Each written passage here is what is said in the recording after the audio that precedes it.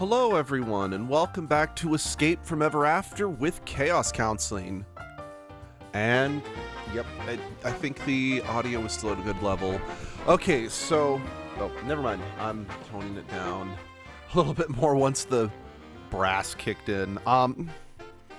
So unfortunately, last time we were not able to beat the 100 room tower because we were out of items and we were just really suffering in terms of health and whatnot. And what level are we? Sorry, just as a point of compare, at level 24. Okay, sorry, just wondering because as a point of comparison, I was at level 30 when I beat this game when I played it on my own. So we're going to, we're beating this level today, damn it. Like I am determined. I have the grit and the stubbornness. I was gonna say determination, but I feel stubbornness fits this what I'm doing here a little better. Plus, it'll be good to get some grinding in because we're absolutely gonna level up at least 2 to 3 times doing this. Maybe more, but it does just, since we are at such a high level at this point, that does affect how much experience we are able to get from the, oh shit. Wait a second, he wasn't holding a shield. Why was I so, whatever, I blocked it, that's what matters. Sorry, my brain auto-filled it. Oh, he's a soldier, so he could have a shield or a wooden shield. Ergo, he has a wooden shield and must be dealt with appropriately, and he wasn't holding a wooden shield, so that was all very, very, very not necessary.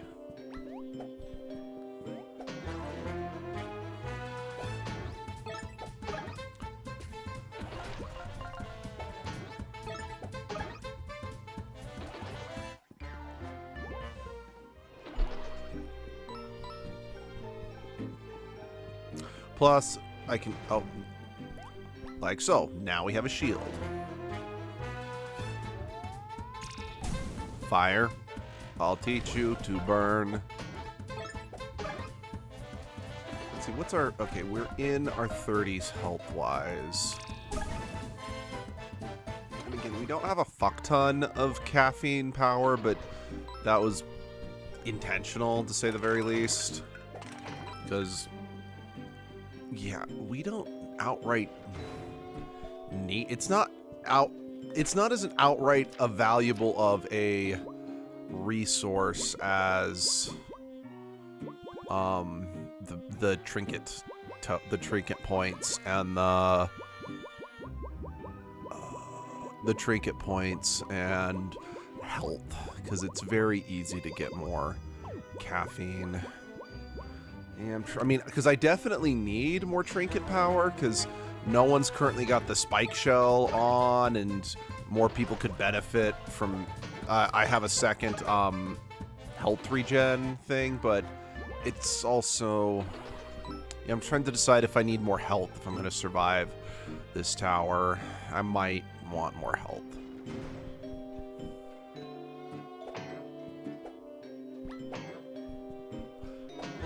Ay, hacha!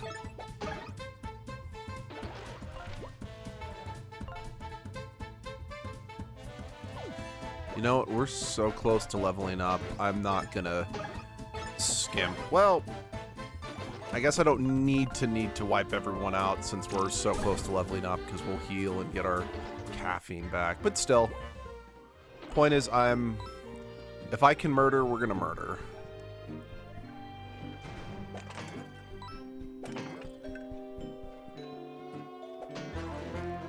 Take this ass wipe.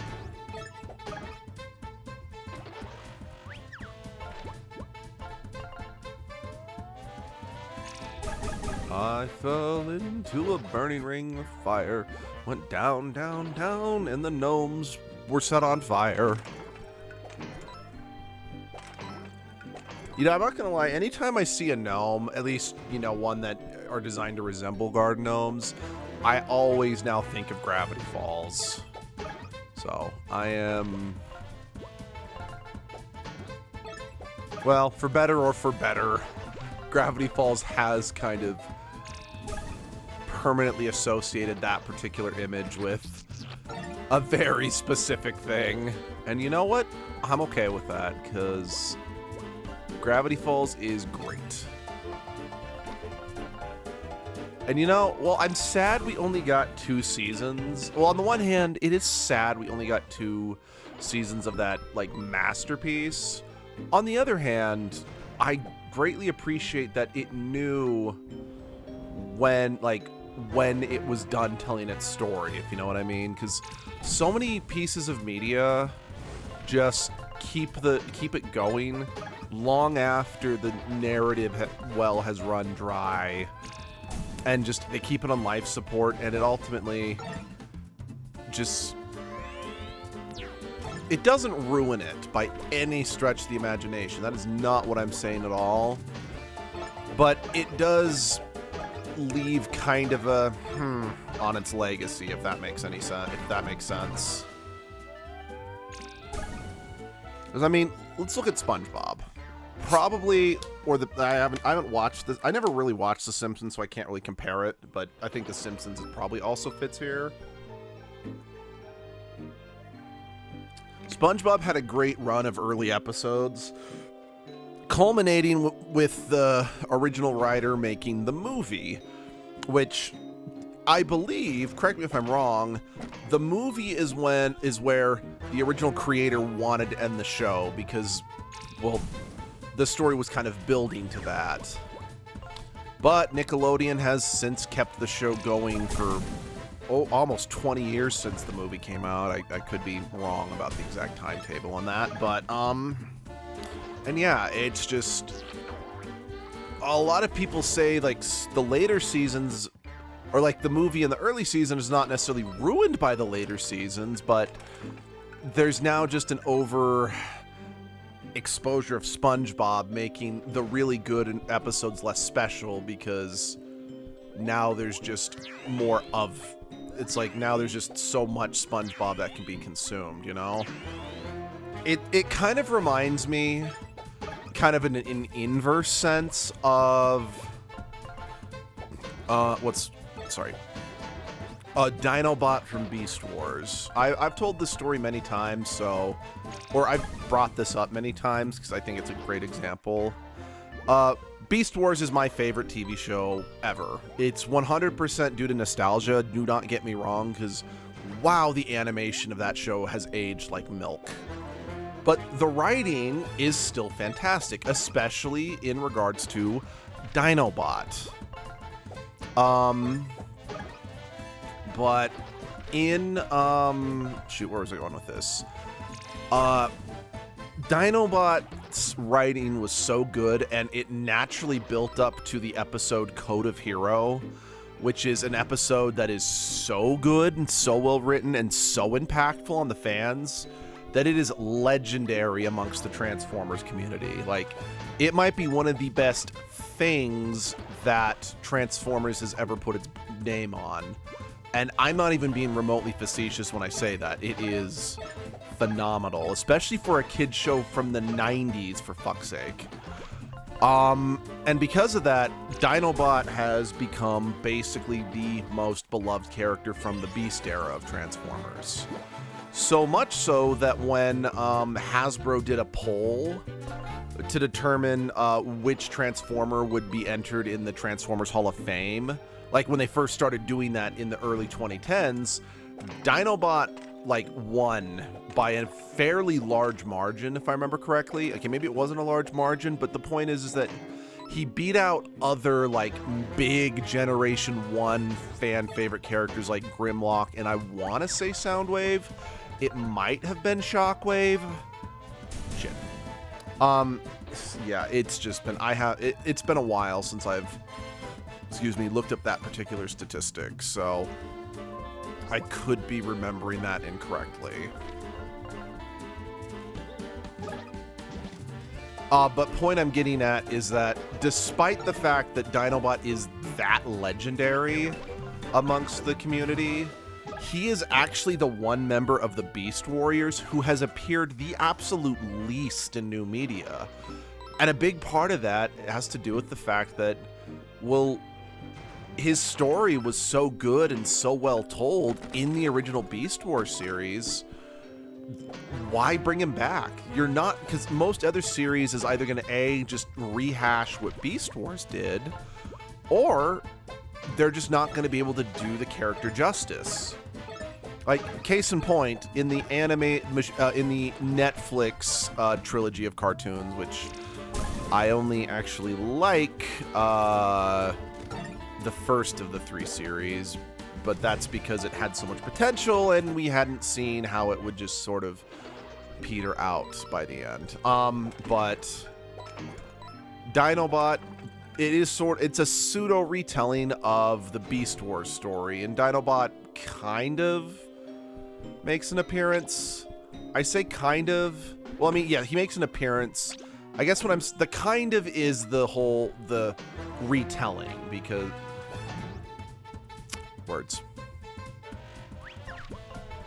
Because yes, it's a retelling, but it's very, very, very streamlined, to say the very least. And that's just because I think, was each season only like 6 episodes? I think so. So, yeah. There's not going to be time to do any of the characters' stories proper justice. But they did, at the very least, take that extra time and care with Dinobot. So while it wasn't strictly good, it at least was the one element that I think they got kind of right. But even then, not every series is going to have the time, or dare I say, even the inclination to be like, hey, we got to make sure we get this one character right every single time he comes back. Because if they did that, then quite frankly, every single appearance he made was, let's just try to recapture the magic of their first appearance. Because, I mean, it's kind of, what's it called? How Optimus's lines, one, famous quote, "One shall stand, one shall fall," has lost all significance because they've reused it so many times. It's lost its original meaning because it's been applied to too many situations. It's kind of like, again, with the Netflix series, when Dinobot appeared again, they kind of bastardized his best quote. Well, one of his best. I mean, Dinobot has so many good quotes. Specifically, it's Dinobot's soliloquy before he knowingly goes to fight to the death to save a group of innocent cavemen that the Predacons are wiping out. But you know what? Fuck it. I love this soliloquy, and this is my fucking channel. So Dinobot, has witnessed that shit. Beast Megatron is trying to wipe out the ancestors of humanity, so the human race will never have existed, so humanity could never have helped defeat the Decepticons in the Great War.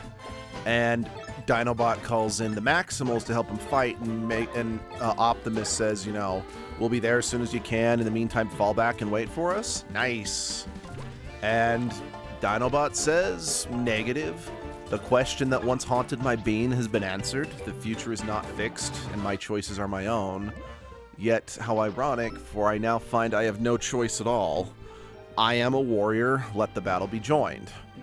It's a wonderful little soliloquy, because Dinobot has been dealing with a bit of existential dread over this last season, due to the fact that it's like, wait, the golden disc, the relic that the Predacons stole at the start of the series, supposed to have information about the future written on it. And as Dinobot was wondering, it's like, if it actually has information about the future, ergo it, has the future is, written in a sense, do I truly have free will? Hey, Muffin. Yeah, I mean, I've discussed Dinobot so many goddamn times. I'd be shocked if everyone on the channel wasn't hearing this nonsense in their sleep, but I'm sure as hell not going to stop now. But yeah, the point is that Dinobot's like, yes, I finally have free will. I know I have free will, but because of who I am as a person, I now need to charge into literal suicidal combat, because if I don't, then the innocent and the future will die. And they kind of, I say kind of because yes, technically they do redo that soliloquy in the Netflix show, but it's not bad. As bastardizations of famous lines go, it's not the worst I've seen, and at the very least, it is fucking relevant to the situation at hand, so I can't really say they failed at that in that... Oh, shit. But it also lacks all of the nuance. What the fuck? The spear is a gun. Is this Henry Stickmin? Well, it's a bayonet.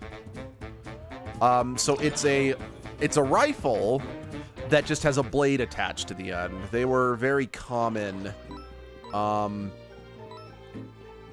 mean, I still think guns, like modern guns, can still have bayonet attachments, even though, like, when I think of, like, visually a bayonet, I do think of,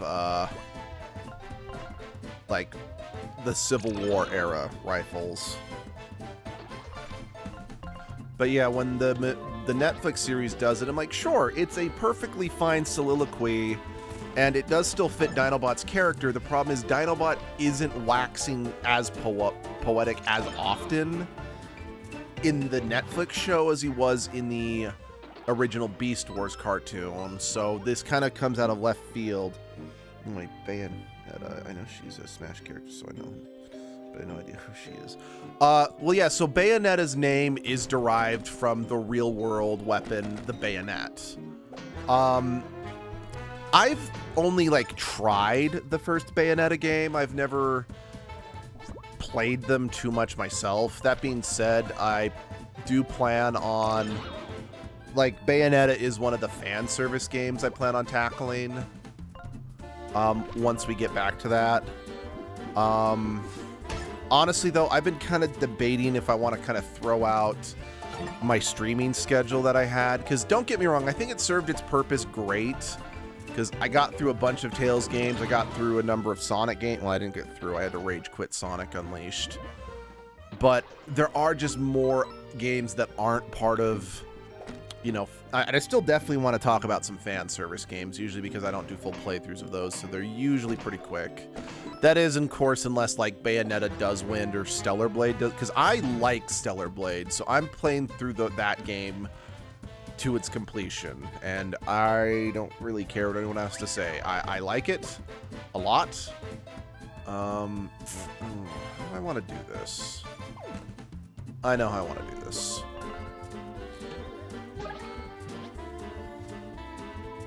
Oh, right, that's one of the bigger... Yeah, those are tougher gnomes, so they're not going to go down as easy. Rage quit Sonic Unleashed. Rage quit Sonic Unleashed, yeah, good job. You didn't try the Sonic Frontiers Horizon update.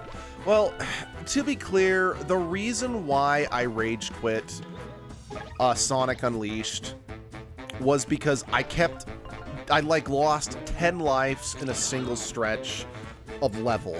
So I'm like, I don't want to slug through this entire game if I can't even get past this one section of, like, one of the earlier stages, if you know what I mean. It's just, I've only got so many hours in the day, and I'm already not the biggest fan of the boost era of Sonic anyway, that I'm just like, the frustration... I'm sure was quite funny, but it just wasn't worth it to me.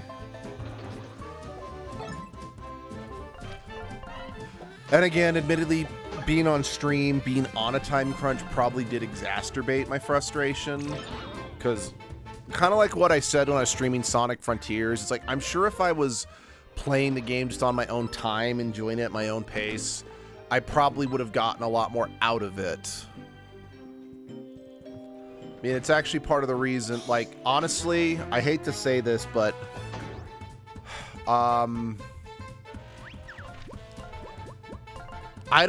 probably going to be taking a ridiculously long break from streaming Pokemon games, because quite frankly, I haven't actually been enjoying streaming Pokemon that much these last couple times. And it's partially due to the fact that Scarlet and Violet is the easiest one to kind of get sidetracked and not make progress in a sense. Combined with, I absolutely want to be clear, I love the enthusiasm that everyone's been showing in those streams, but the pressure has kind of been mounting because it's like, oh, I want to make sure that I don't disappoint everyone, you know? And it's kind of been stressful. See, I get that. Your time is limited, but also Unleashed is kind of one of the most popular Boost games. But if you're already a big fan of Boost, then yeah, that's fine. Yeah, no, honestly, I know this is fucking weird given the fact that the Sonic franchise is all about going fast. But I have always hated the Boost formula because I feel it just takes the speed to a ridiculous and, in my opinion, unmanageable level. Like, for me, Sonic Adventure 2, I know that he's arguably not the fastest in the Sonic Adventure games, but those were peak. That's the speed I want from my 3D Sonic games, because I feel like I'm going fast, especially if we're in like the loop-de-loop situations, you know? But I still feel like I can react and take in the, because my biggest beef with the Boost formula is because you're just zooming past everything so fast, you got to make sure, you got to memorize the level to such an extent that it's like, okay, you got to be boosting so much at this point in the level so you can make this jump that then lead into that jump, and I fucked that up because I was talking.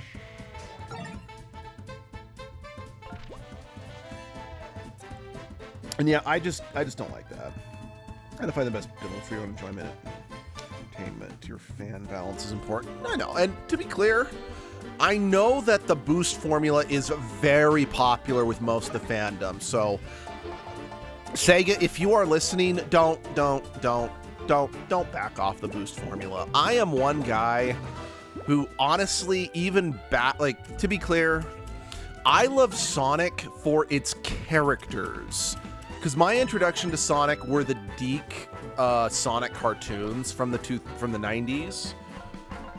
Like, that is how I was introduced to the franchise. And yes, I would play Sonic 2 or Sonic 3 with a friend on their Genesis, but I'm a fan of the Sonic franchise because of how much I like the characters, not necessarily because I'm a big fan of the games. Because, to be perfectly frank, when it comes to Sonic games, the only ones I can actually say that I genuinely love is Sonic Adventure 2. Literally, that is the only game I actually love in the Sonic franchise. I like Sonic Adventure 1. I need to be in the right mood to play it because, well, Big the Cat.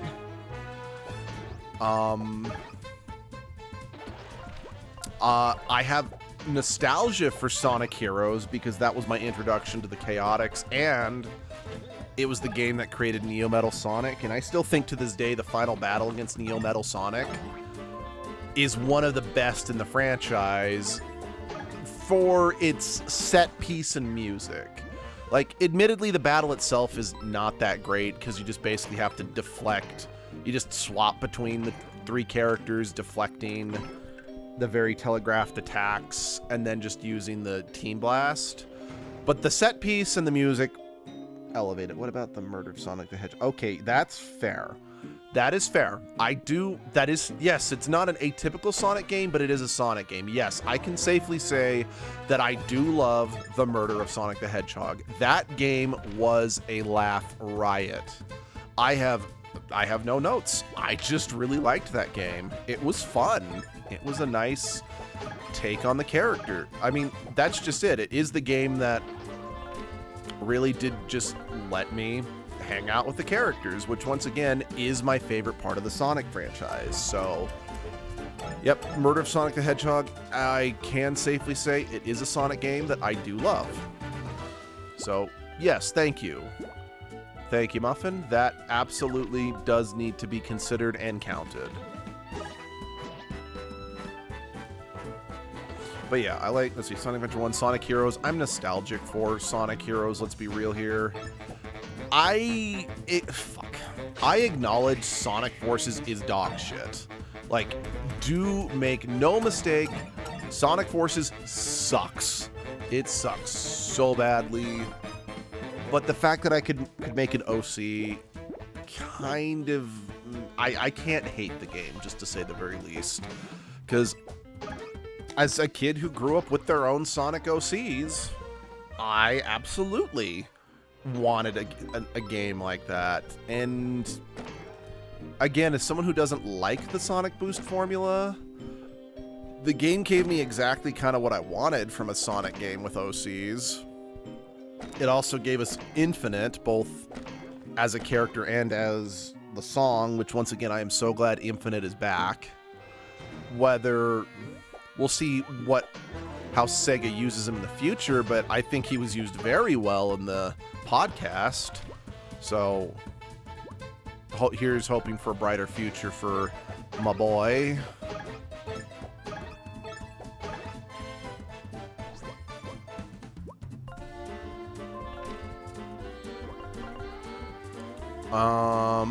Words. And then Sonic Frontiers, I just haven't had time. I need to go back and play Sonic Frontiers just on my own time. Like, no streaming, just playing it on my own time so I can evaluate it a little more. But I can't safely say, based solely on the stream, based what I played with, you know, again, the having to be more hyper-focused on, like, beating the game or whatever, and being mindful of time and etc., etc. I actually rather liked Frontiers. And I've never played Sonic Mania because Heretic, like, I'm about to say something truly heretical. I'm a fan of Sonic who doesn't really like playing the 2D Sonic game, so I never played Mania because I knew I wouldn't like Mania, or at the very least, I wouldn't get a ton out of Mania.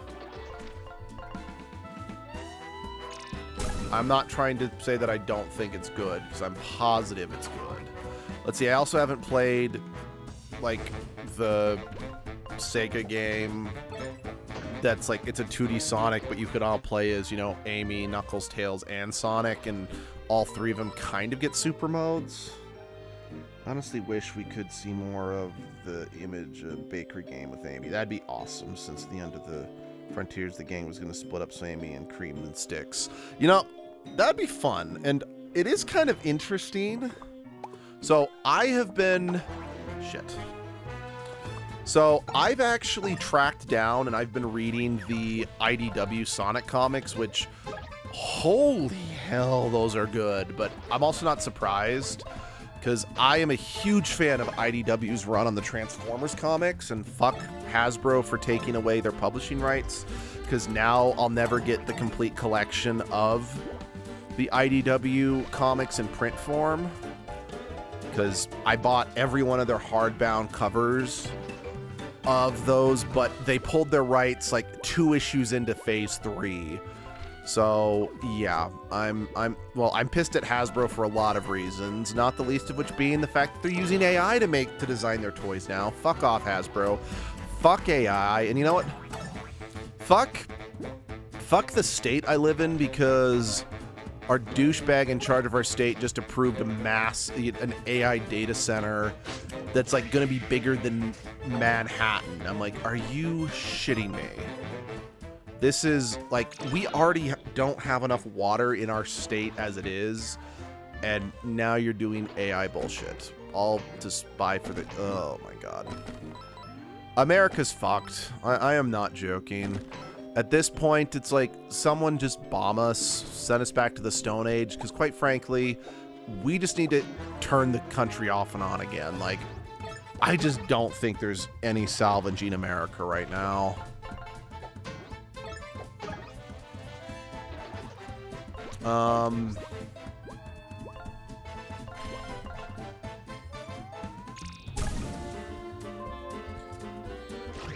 Yeah, no, it's awful. Like, it is awful.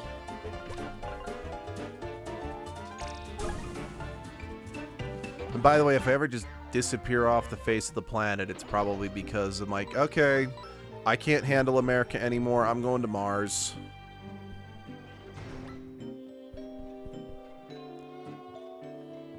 So let's get Wolfgang out since he can attack these guys safely. Oh yeah, and with the volcanoes, I will need his guard penetration.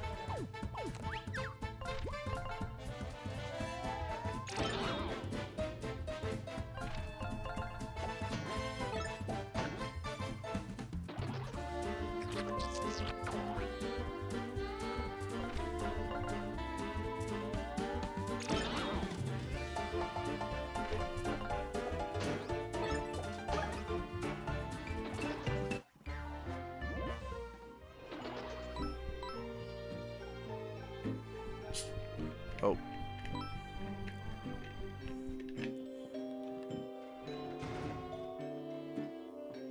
It's like, I know I don't need money for a ton of other things left, but I have a feeling I'm gonna end up eating most of my cookies in this hike to the top, so I want to make sure I can absolutely afford to replace my cookies and smelling salts, you know?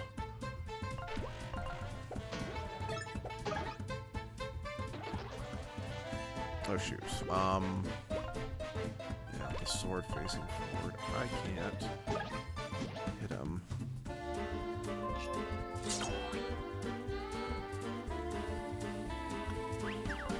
What is... Oh, wait. Okay, but his sword's up, so that means we'll just have Wolfgang finish him off. Where's Dr. Eggman when you need him the most, honestly? I wonder if Eggman would actually be a better leader for America than the current one. Just thought the pop in my head just now. What do you think?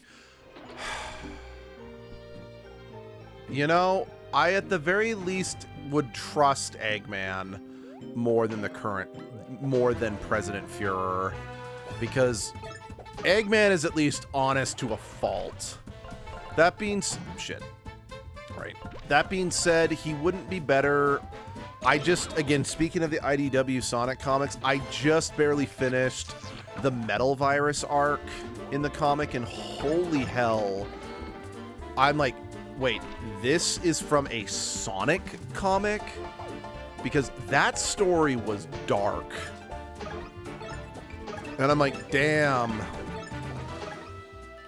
But, sorry, getting back to... Because I got one on a sidetrack with IDW. I think it was kind of cool in Sonic Frontiers that we extensively got Styx recanonized, because I've heard good things about Metal Virus. Just fuck. Literally, like, the Metal Virus arc was down to the last second before it was game over for the entire planet. Because I don't want to spoil too much about it. Yes, I know the Metal Virus arc is several years old at this point, but it's really just that good. I don't want to spoil it, because I do recommend checking them out. I do recommend checking the comic out, is what I meant to say. But the Metal Virus arc is so good because it starts with Silver coming back in time, being like, hey, I returned to my time after we helped you guys stop Neo Metal Sonic or whatever, or after we stopped Infinite. I don't remember the exact time, because for those who don't know, the IDW comics start immediately after Sonic Forces end. So it is basically a sequel to Sonic Forces, for better or for worse. And he's like, guys, there's a problem. Like, I returned to my future timeline and there are no people. Like, everyone is gone. So you start this arc knowing that there is something happening in the Sonic universe that's going to result in complete extinction in the Sonic universe. And so literally, like, you spend this entire super intense arc knowing what's going to happen if it's not stopped. And again, this arc does not pull its punches in any way, shape, or form. Like I said, I don't want to spoil anything, but yeah, like, it really does get to the point where it's like, fuck, how are the good guys actually going to win? Because I am not joking when I say this. The good guys do not win anything during this arc until the very end.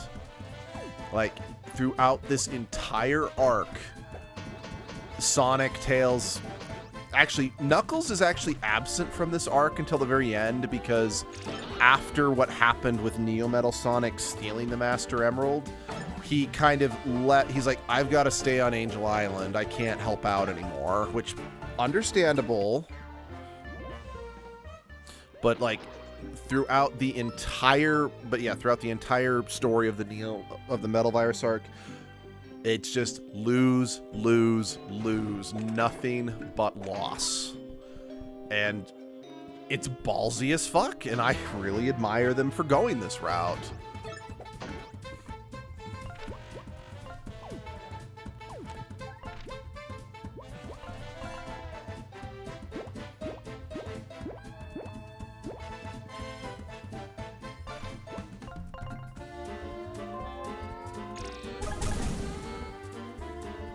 Then the other thing I do also love about IDW Sonic comics is this was the way that they kind of brought characters who had been absent from the franchise for a very long time back into the spotlight.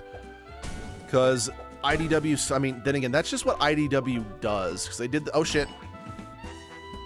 Because that's just what IDW did for Transformers 2, is they're like, we're going to pull almost every single character from every corner of the franchise and give them a new lease on life in some way, shape, or form.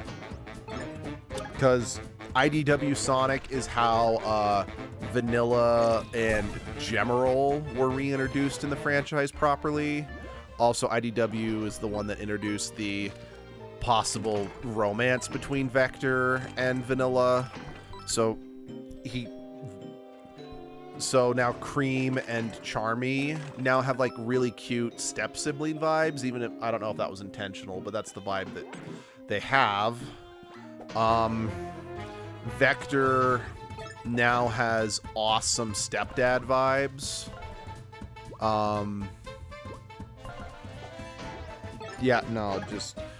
I really recommend, if you're a Sonic fan, the IDW comics are definitely worth your time.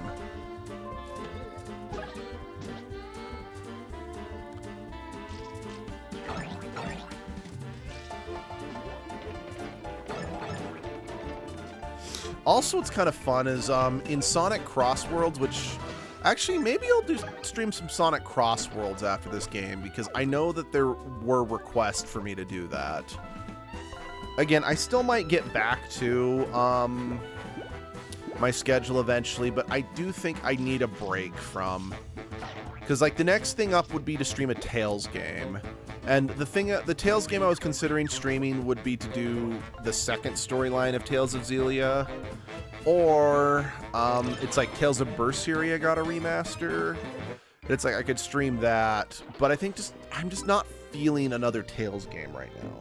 I want to be clear, I adore the Tales franchise, but I also admit, because they are arguably made for a younger demographic, is kind of meant to be like a first right, I forgot about that, as kind of a first RPG for younger kids, if you know what I mean.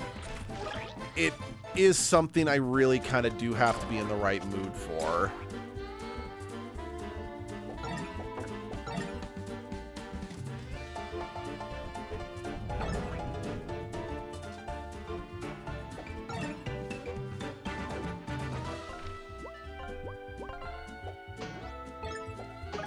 Like I said, I do want to keep playing more fan service games, because despite the unforeseen issues, which quite frankly they should have been foreseen issues, with Dead or Alive Extreme 2, I do absolutely still want to play more of those. And no, I don't just want to play them because I'm a pervert. I do want to play them because I was having fun picking some of them apart, or just being miserable, like in the case of Knights of Azure 2.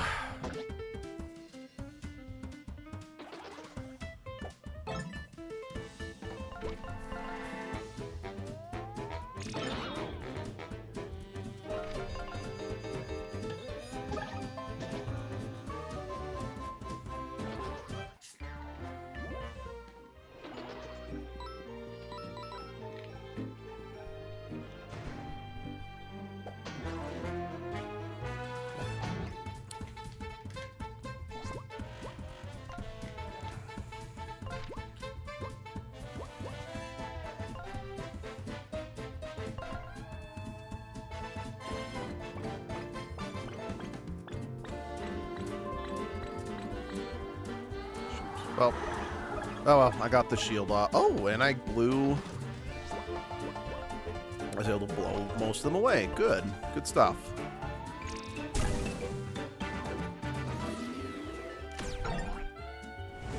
Yeah, I'd say arguably Wolfgang might be one of the most useful companions in this game, if not the most useful.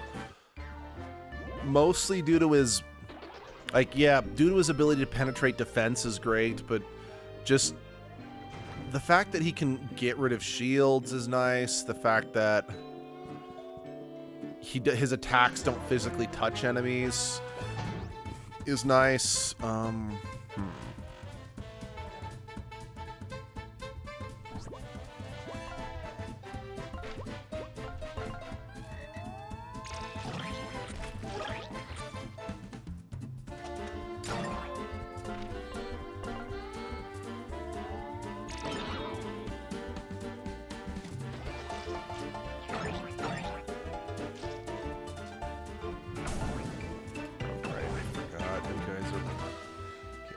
From Sonic 06, it was like watching a madman trying to use a playing using a controller is broken in half. Yeah, that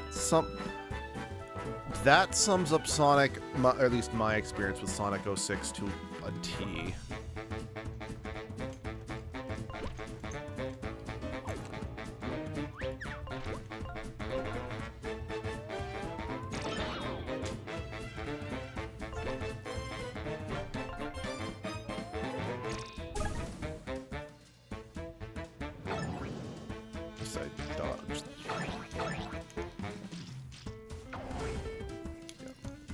Okay, so I know we're in the middle of a fight, but give me a few minutes. I need to take a quick break. I'll be right back.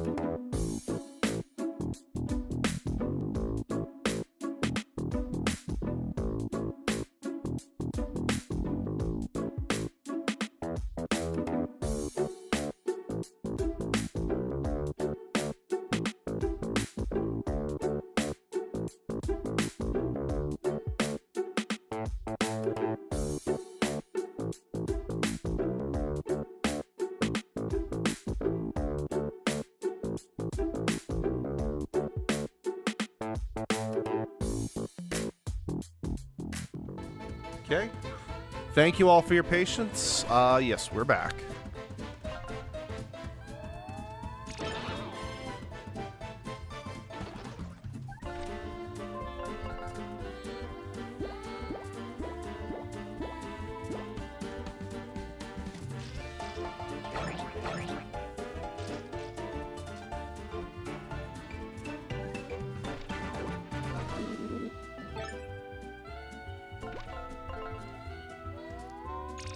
I fell into a burning ring of fire.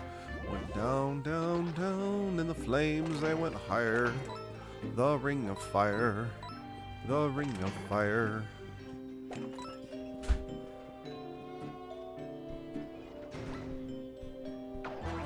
Wow, those guys are fast.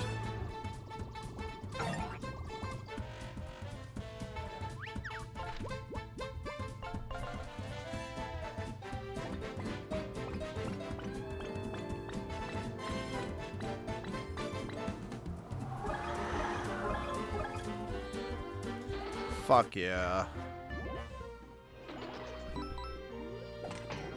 You know, I remember in the very first Paper Mario game with Lacaster, who had a similar ability of blowing enemies away. It kind of sucked, because while it was an instant defeat, you didn't get any experience from the enemies you... Shit. So it is nice that we do still get experience from that. Wait, no.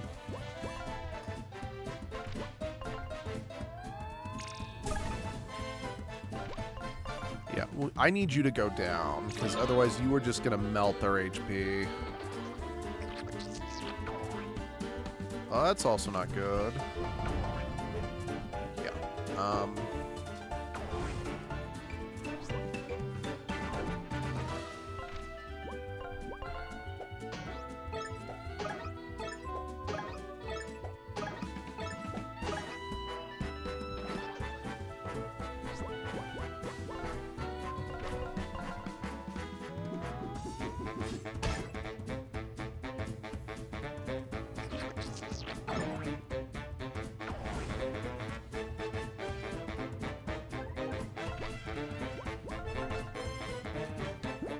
Let us be whole.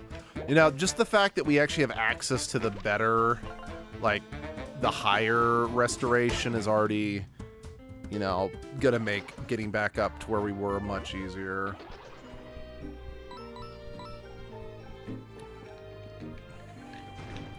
Well, we're halfway there, guys.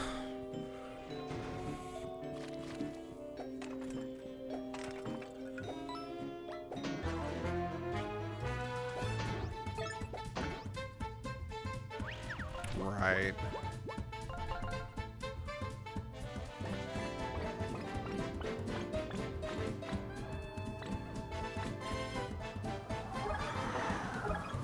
Oh, nice.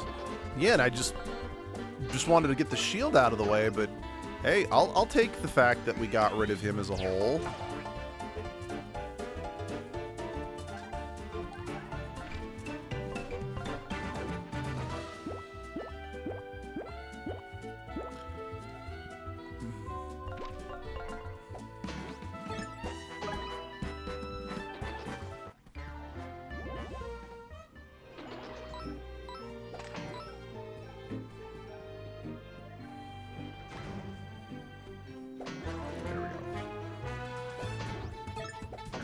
Okay,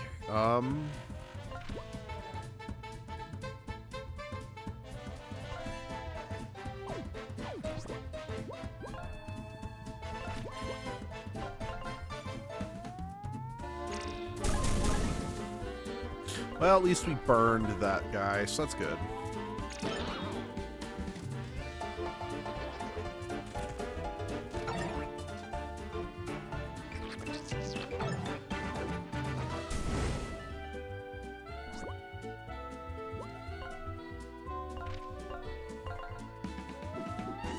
Dr. Octopus, blah! Oh, wow. Sorry, simply just saying that out loud just made me, now just making me feel old.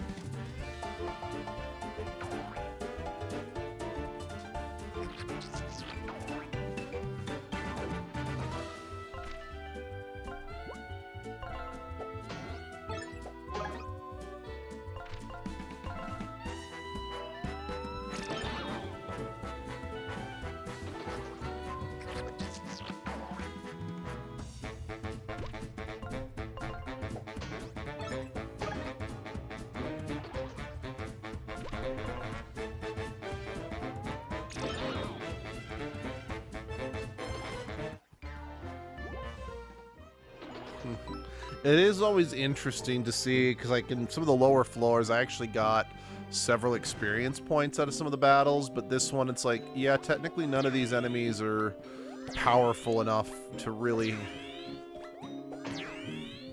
give you any meaningful experience points. There we go. Take it to the face. Be a man and just be in pain.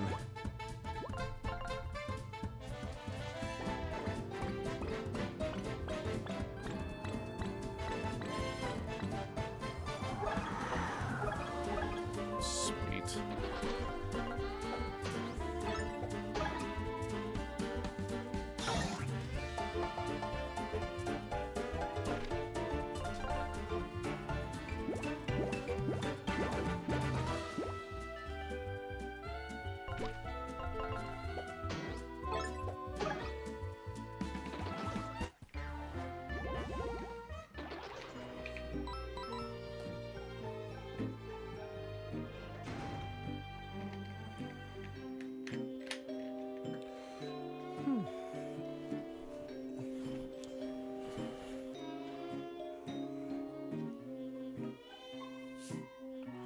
Sorry about that. I dropped my drink.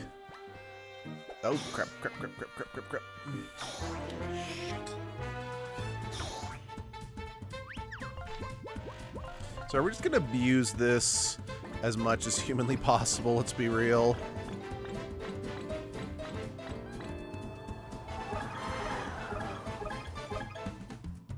Okay, I wasn't actually expecting to blow the pig away, but I'll take it.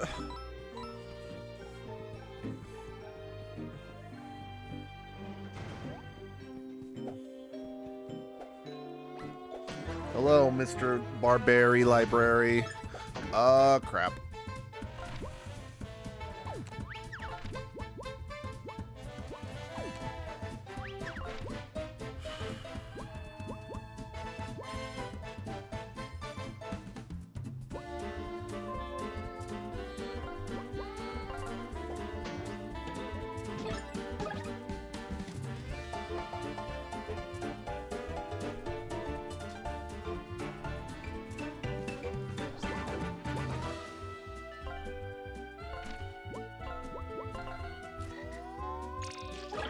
Got him.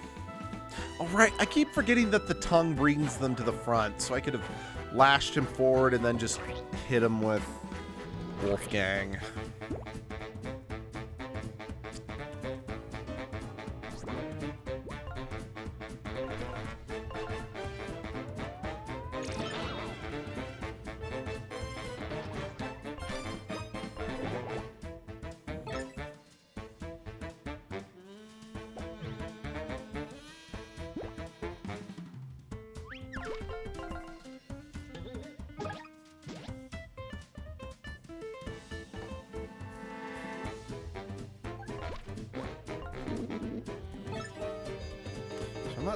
I'm not as worried about these cult. Oh, okay, maybe I should have been.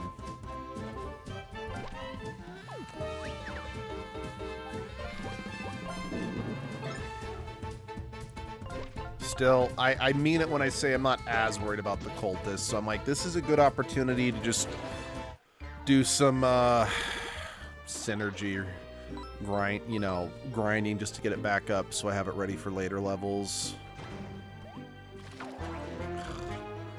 That thing is also faster than I thought it would be.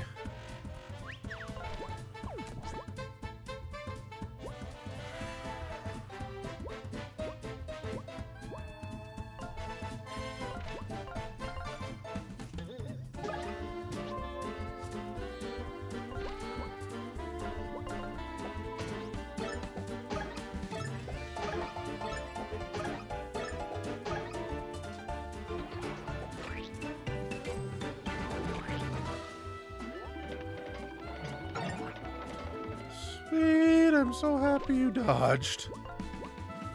Oh, okay, so we can't do that unless you are on the ground. Can't jump on him because...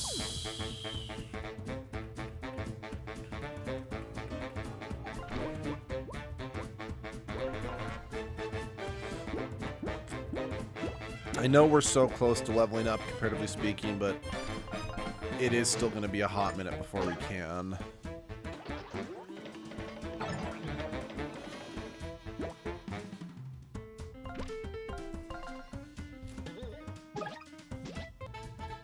Uh-oh. Oh, no. Looks like we're good. Sorry. It kind of was freezing up a little on my end, but I think we're in the clear.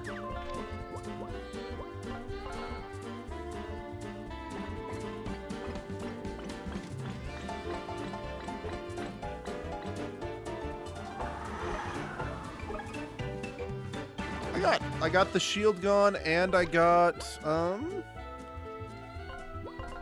the Lovecraftian abomination gone. I'm gonna say, all in all, that's a win.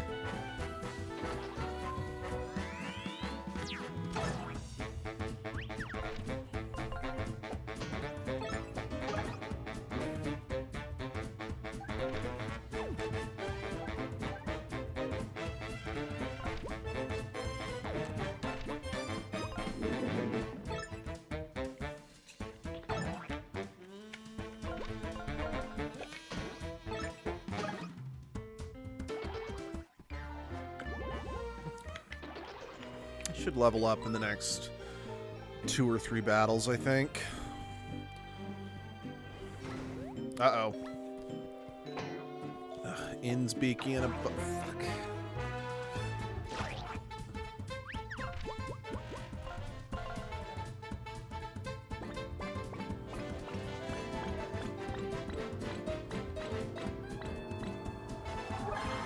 Wait, seriously? It got that thing? Again, I was just trying to get rid of the gnomes. And maybe the cultist, but it got rid of the abomination? Damn, son! Wolfgang, I think you've officially been upgraded to the most useful member on the team.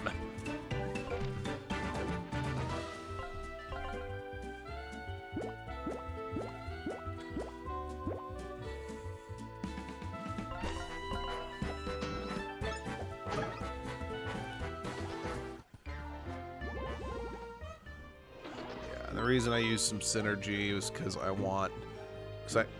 Sweet. It's because I knew... Excuse me, again. We wouldn't level up after that fight, and I wanted a blustery... Damn it! And I wanted a blustery ballad ready to at least be able to use here.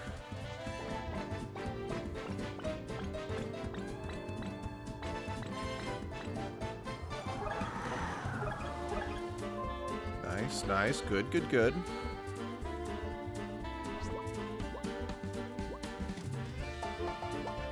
You know, I might actually do something here that I have not done this entire game.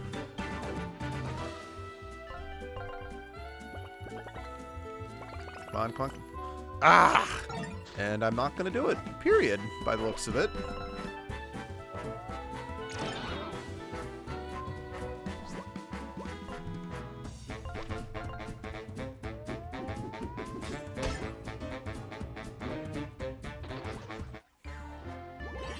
There we go. Level up. Pour your levels on me in the name of love or something.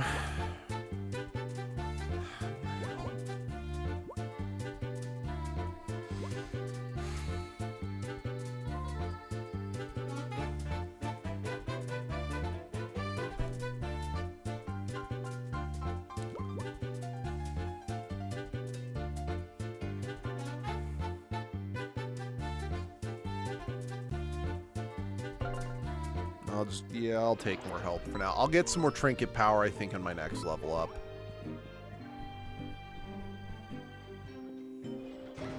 Oh dear.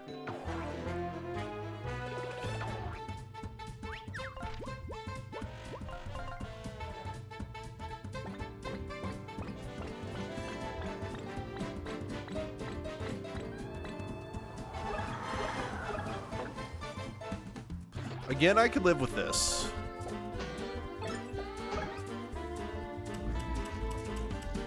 Oh, and he didn't get his help. He didn't cut his... That didn't cause him to cut his head off. So we are in a very good place, actually. Let us encourage the team.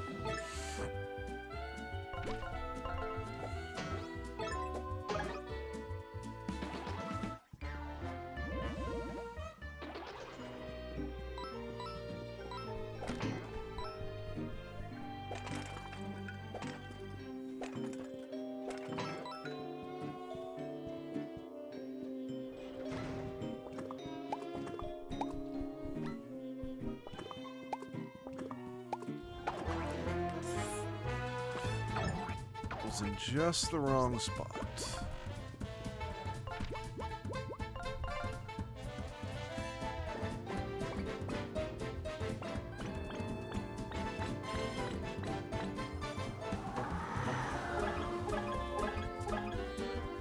Again, I got half the team, half of them, so I'll take it. Ow. But these fish guys can replenish their ranks. It's not quite sunshine and rainbows.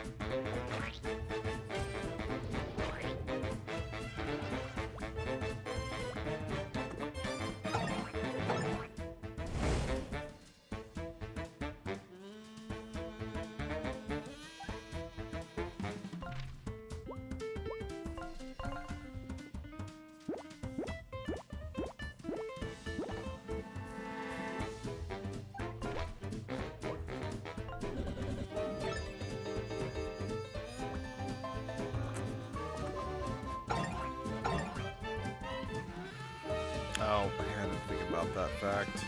I was just like, oh, the burn will take them both out, but I'm like, oh yeah, they can call them back up. Oh, well, some bonus experience, I suppose. Oh, right, you're not Teddy.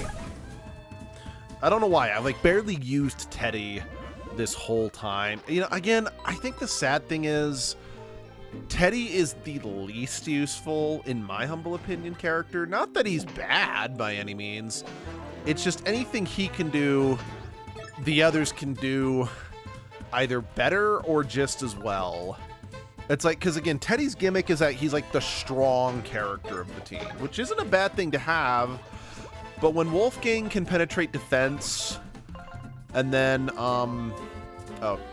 as well as use the blustery ballad to take out large groups of enemies, combined with the fact that, Tinder, you know, can afflict them with burn, and, excuse me. Ava can jump, you know, over shields and whatnot, and she's got her frog form, so she can like pull the shields off. Yeah, he sadly just feels like a character without a unique enough identity to him, you know?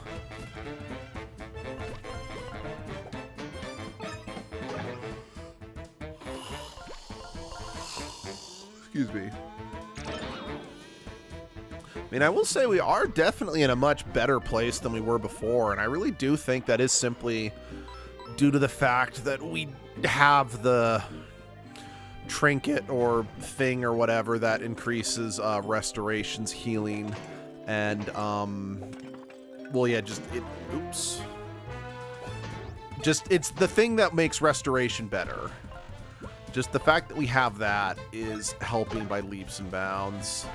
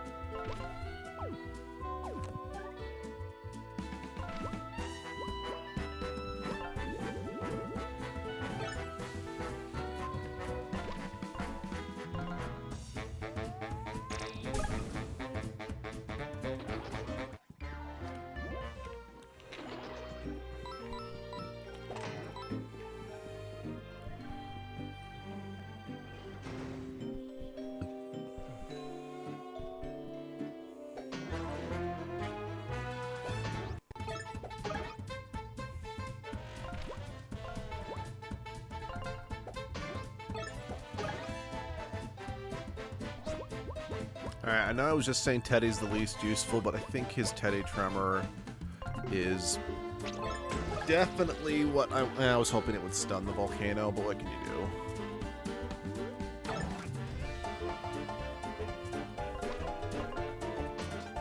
Alright, but we are going to have to switch back to Wolfgang, since Wolfgang can actually hit the volcano for full damage and without burning himself.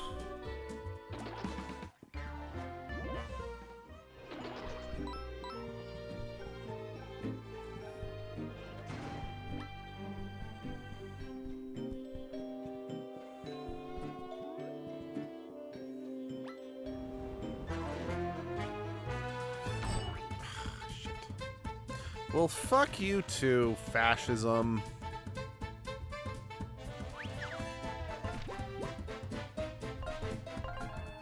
Wait, not Flaming Fury, damn it, I did the wrong thing.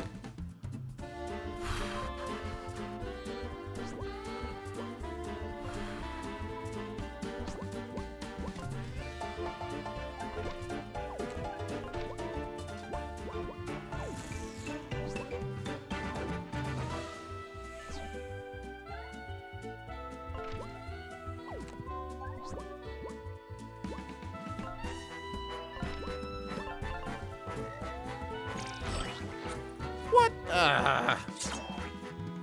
Fuck my couch.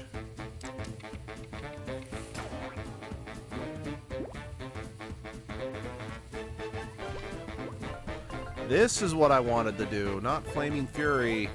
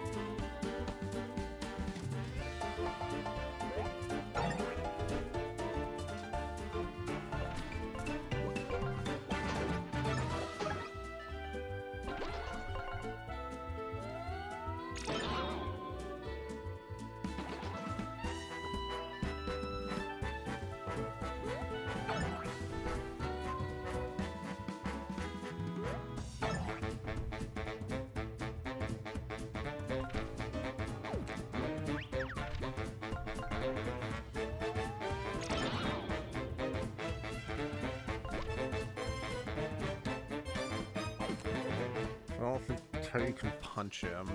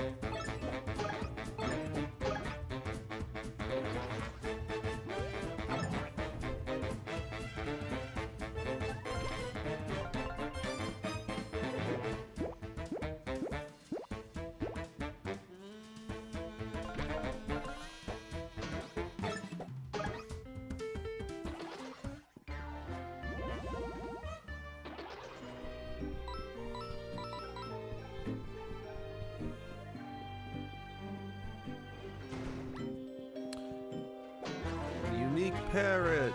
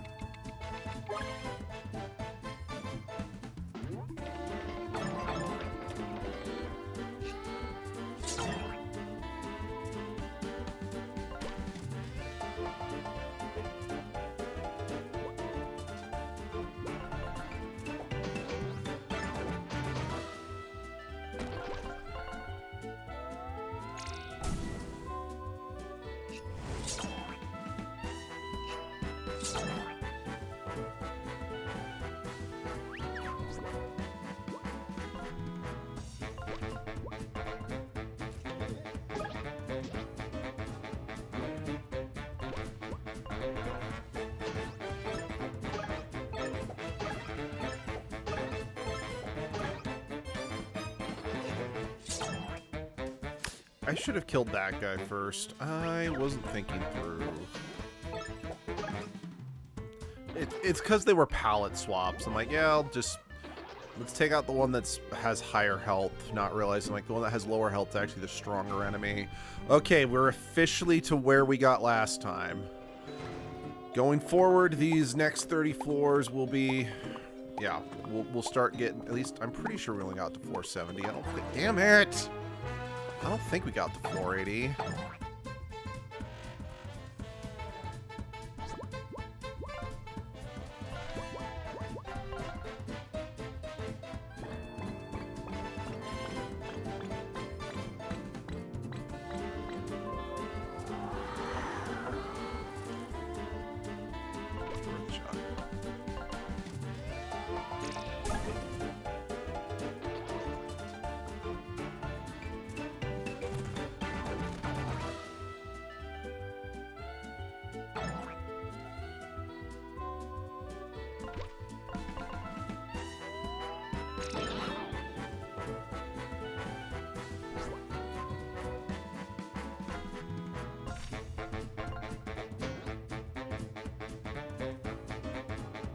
Not good.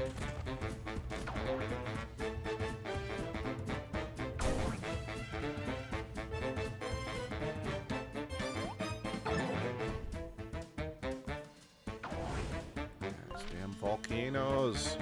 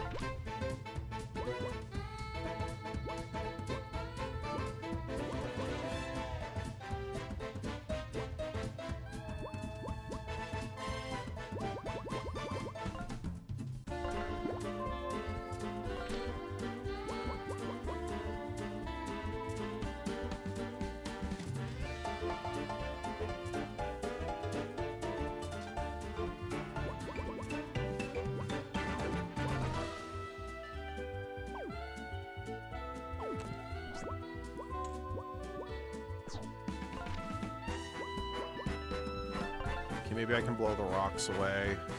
Yeah, I know how that sounds, but let's give it a try.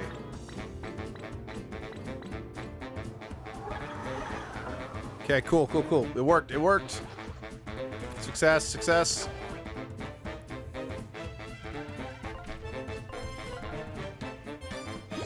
Oh man, those volcanoes are by far the things fucking me up the most.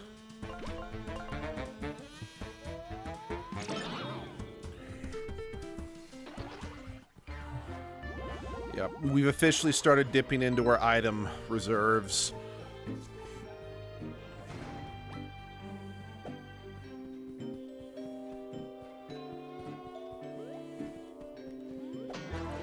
Got it.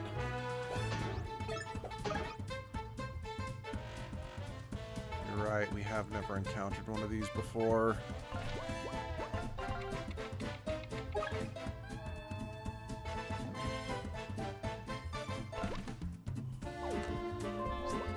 You know, we actually managed to blow away the one in the back before, so why don't we give this a shot?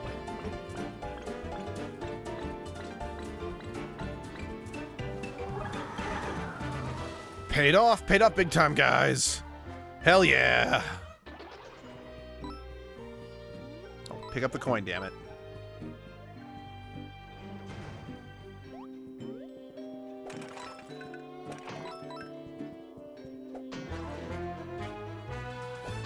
Kerchonk.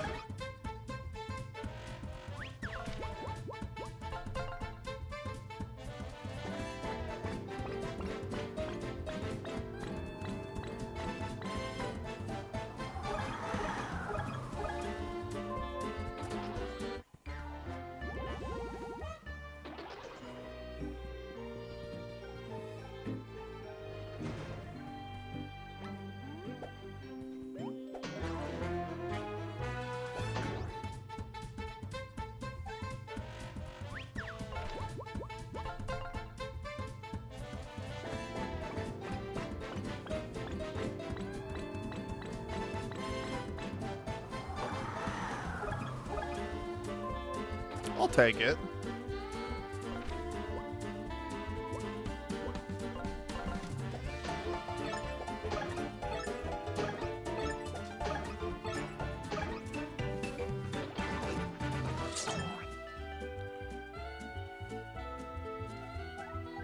Senate restoration, please.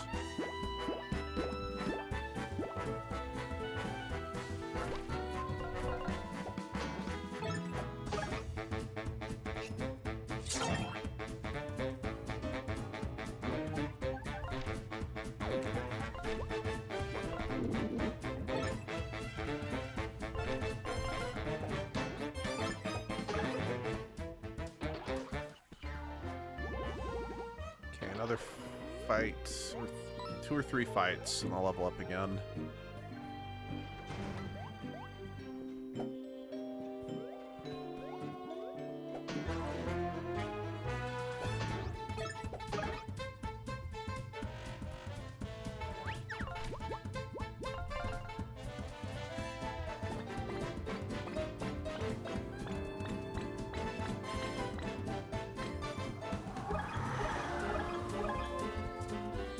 Screen nuke ability activate. Oh, I was one short of leveling up.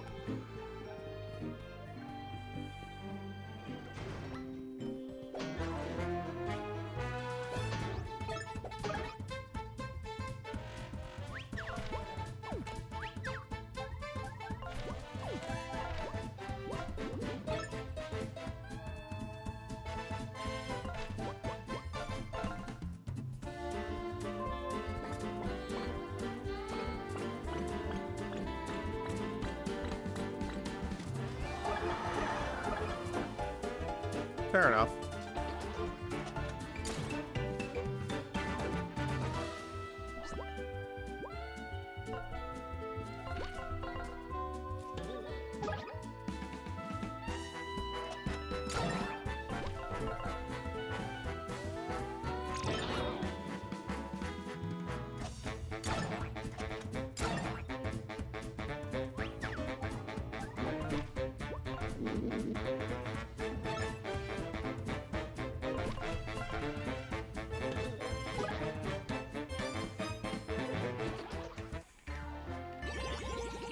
Sweet.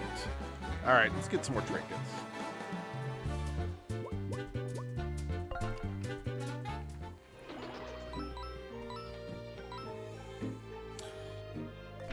Okay.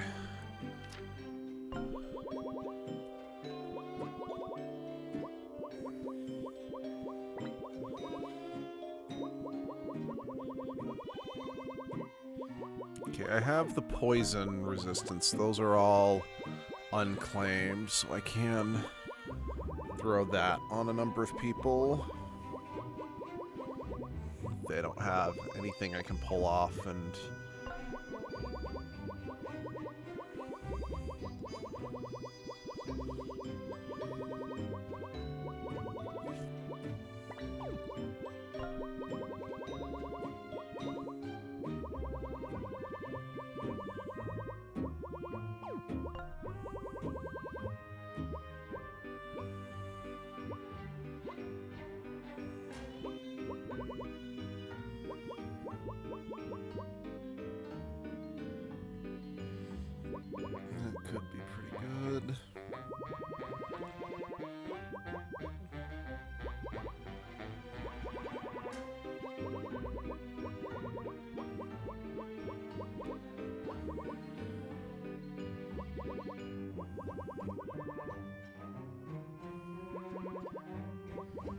Yeah, I'm actually going to pull the poison thing off. It's like, I know... Right.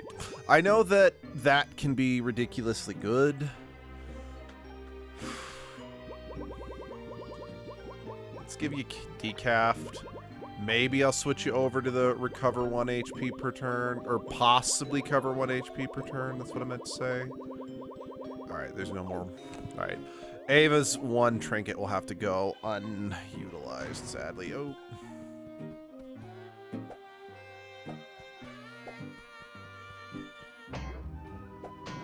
Gotcha.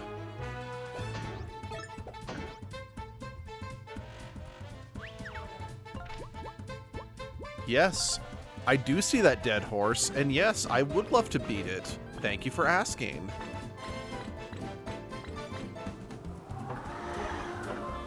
But surely it should have gotten at least the shield, right?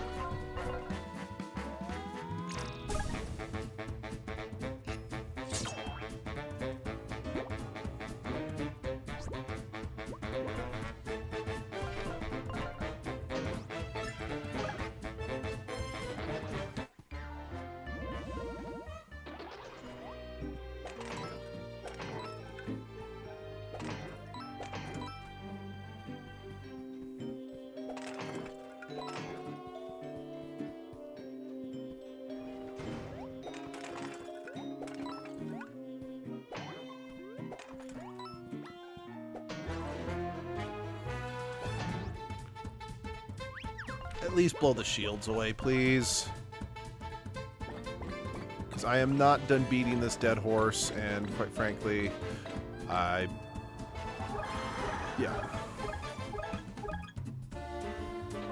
Wow, I didn't just beat that dead horse, I absolutely obliterated it with a chainsaw.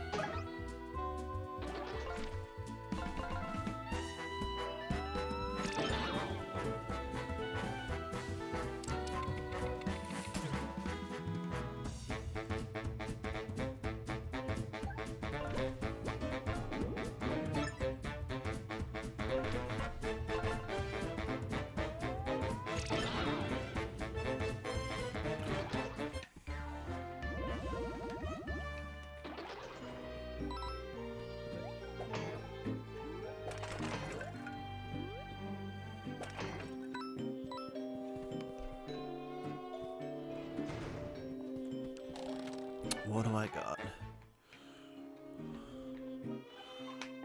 Oh, nice. Too bad I'm basically to the point where I don't really need to buy anything anymore outside of items for, oh boy, you know, the end game.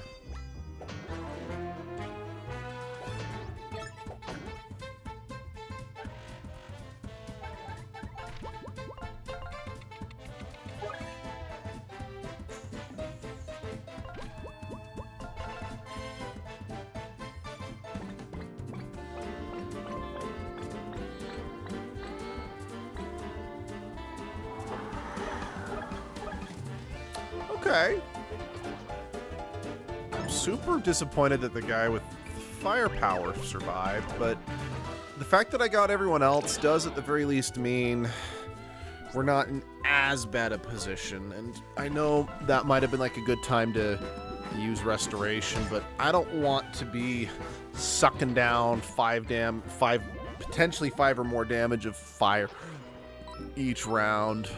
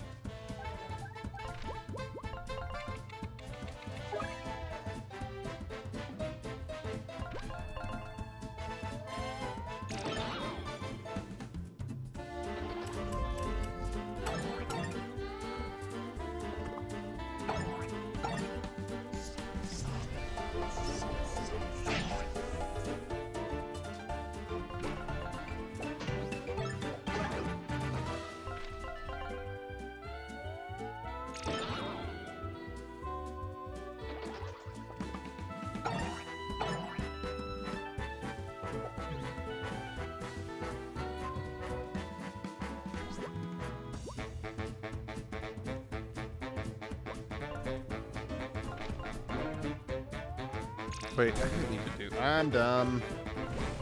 I did not need to do that whatsoever.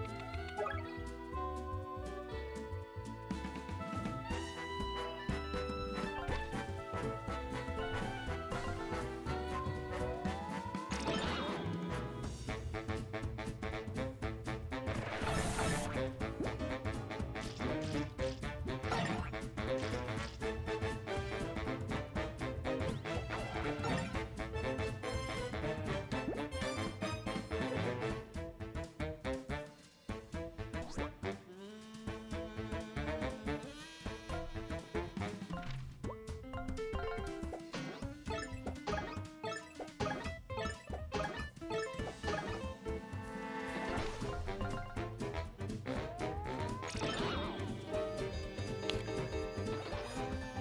I'm going to use restoration on this. Which is fine, because we just refilled completely, so we're in a good place for this.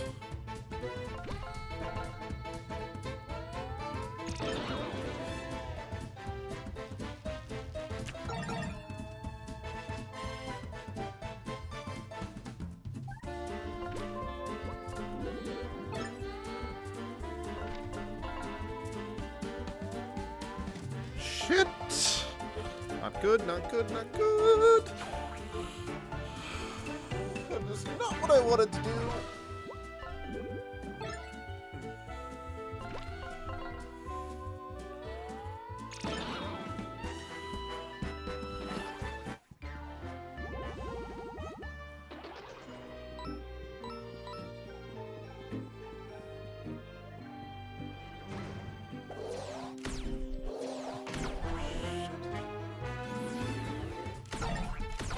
Oh.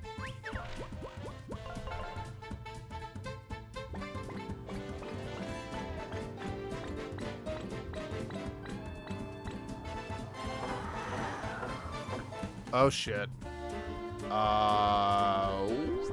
Dear. Okay, break glass in case of emergency.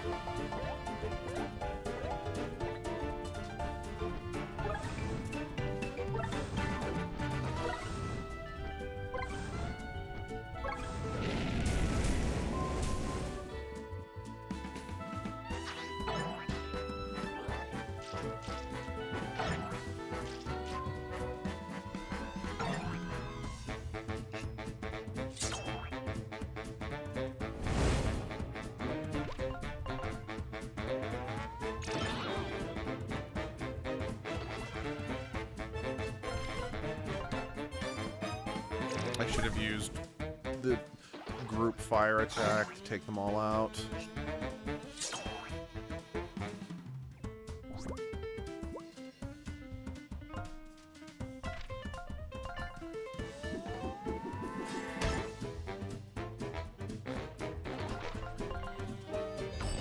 Shit.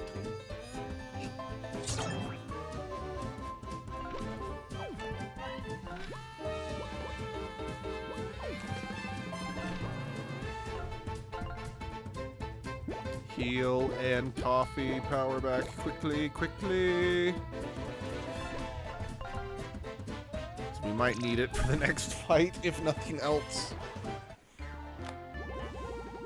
Yeah, now we're about to, once again, we're one short. Okay, we're, alright, I'm actually gonna start with Teddy, because maybe his Quake Punch will be more useful.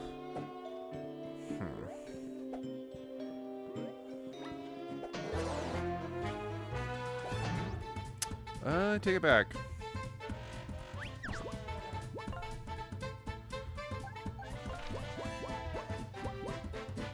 Hello, I woke up today and chose to beat a dead horse.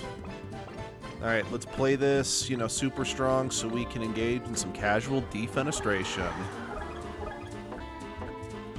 Really? It's the... Oh, I haven't scanned them yet. It's the little guys. The ones I normally... You know, the ones that I originally started, like, using those in, like, every single fight are the ones that shrugged that off. That's kind of funny, actually.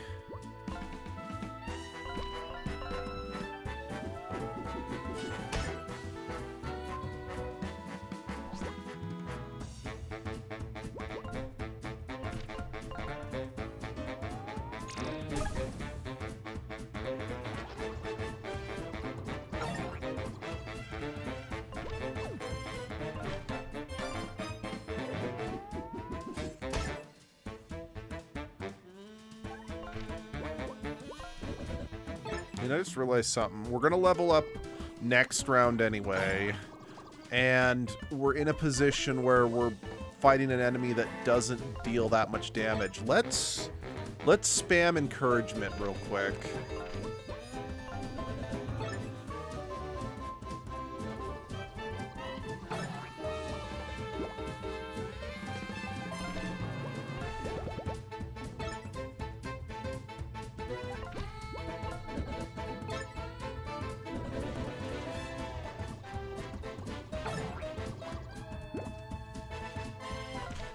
That's good enough.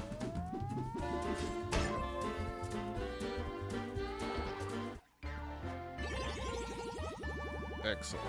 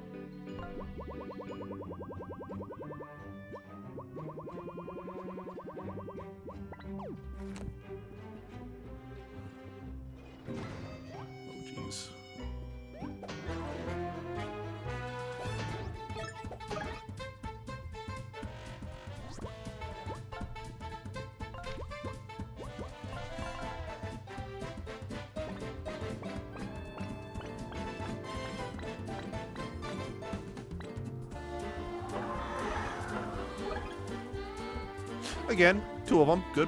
That's not bad.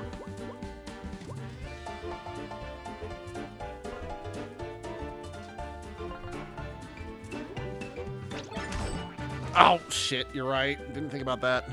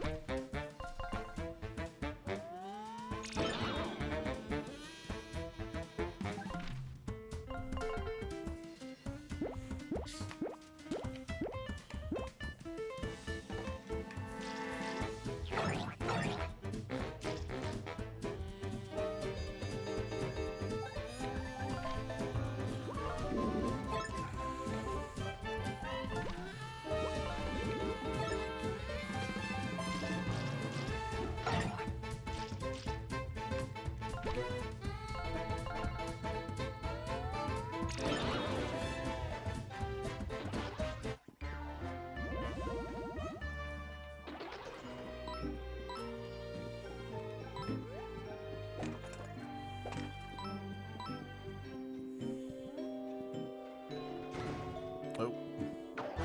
Right, these little fuckers are fast.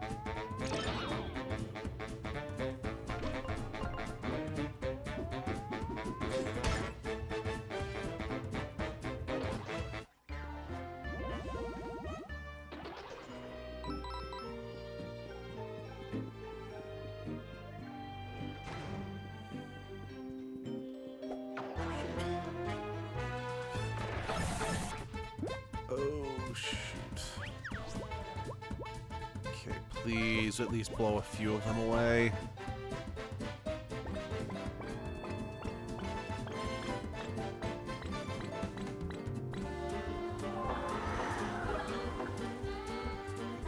Got one of them. Got one of them.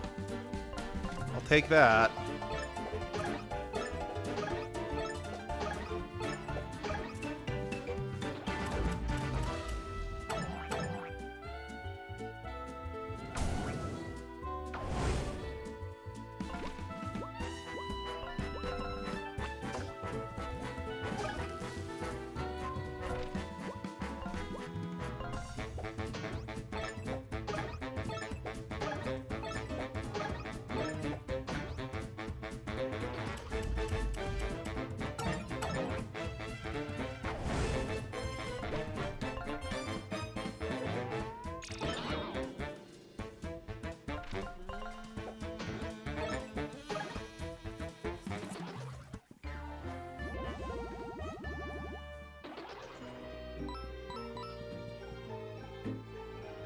Alright, only 10 more floors to go. What do we get?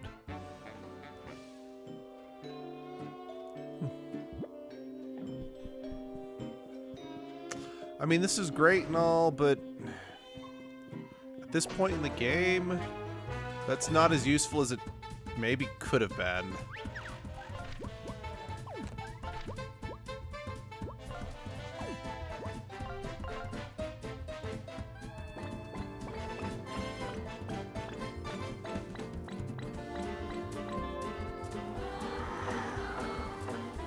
Okay, shield's gone at least.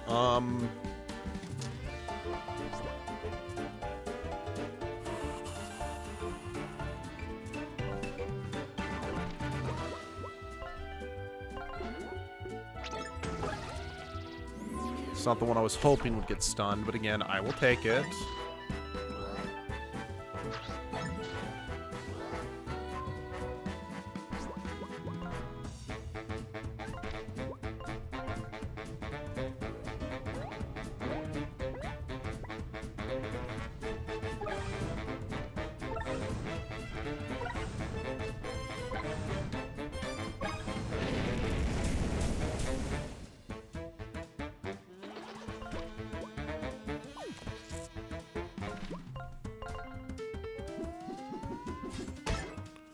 Die.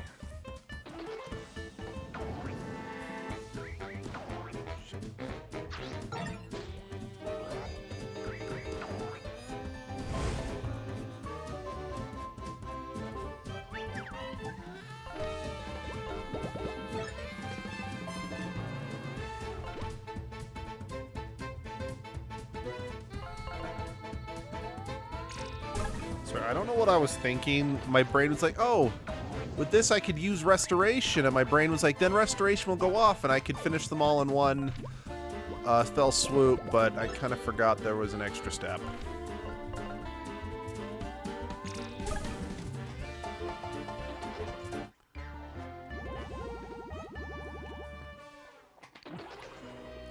Yep, definitely at the hard parts of the game, or the hard part of the tower, but we're doing pretty good. Uh-oh.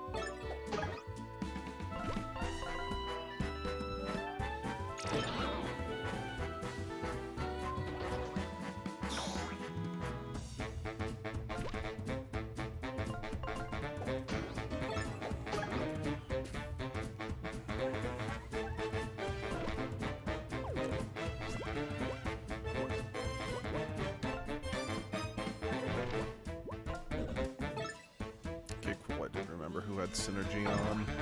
So yeah, again, we're gonna level up in this next fight, and we could really benefit from rebuilding our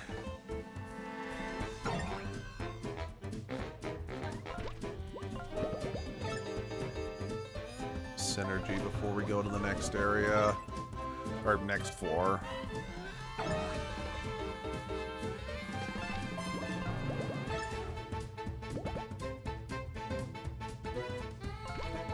Wait, what? Can you only do it so many times? I didn't know that.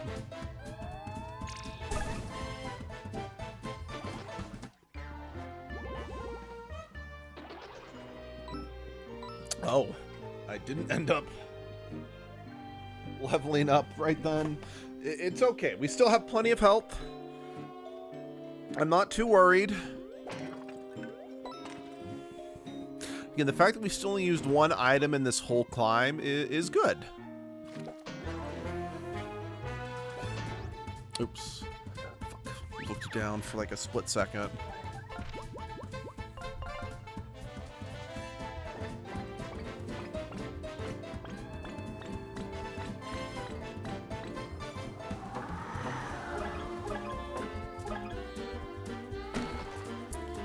I mean, good. We took the cannon out of commission, I guess.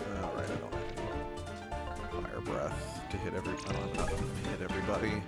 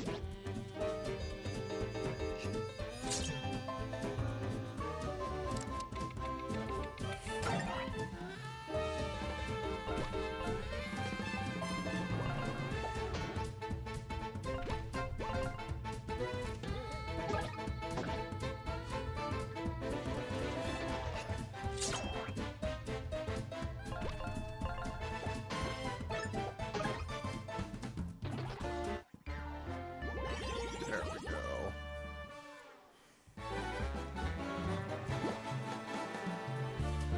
You know, we've neglected the coffee for a while, so we'll grab one coffee boost. Actually, what level am I? I'm curious. Yeah, I'm almost up to level 30, which again, that's the level I got to in my own playthrough of this game.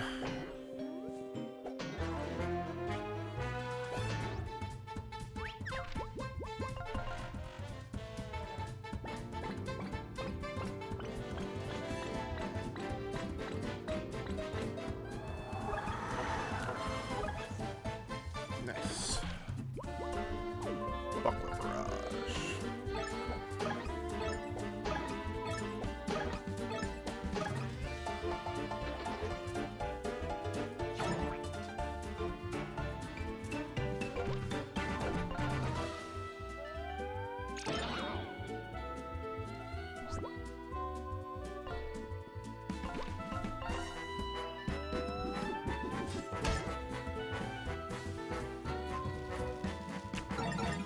I don't think we'll actually be able to beat the game today with just how long this has taken, which I kind of suspected would happen, but we can at least get started on the real world.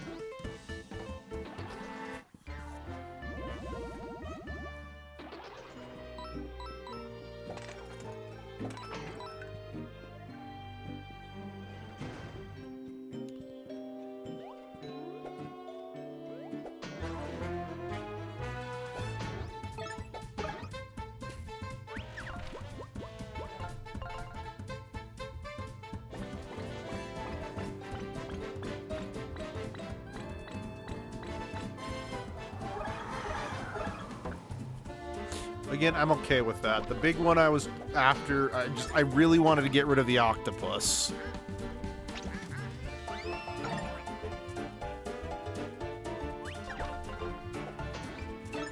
I should have taken that opportunity to encourage. Oh well. Wow. We're so high up in the tower and I got 1 experience out of that.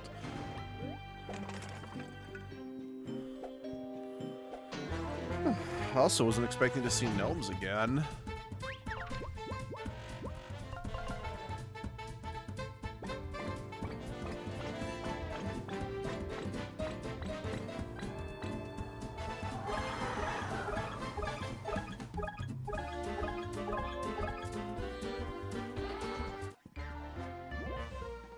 That I completely understand why it was just 1 experience.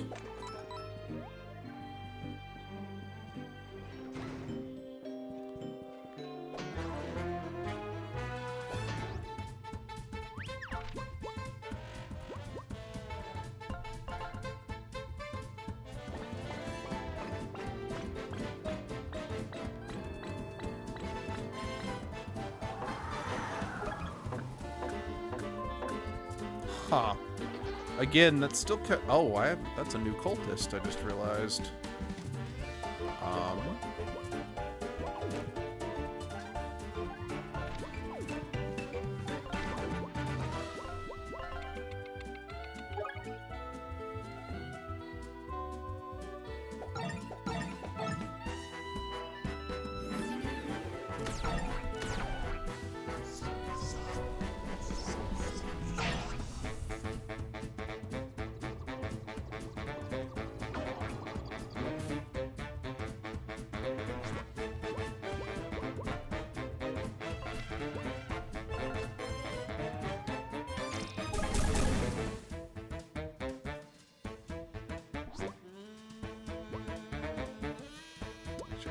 Because yeah, I can take this guy out with Wolfgang. Yeah, I shouldn't have swapped him.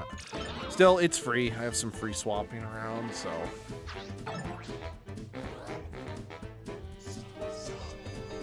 Ooh, bugger.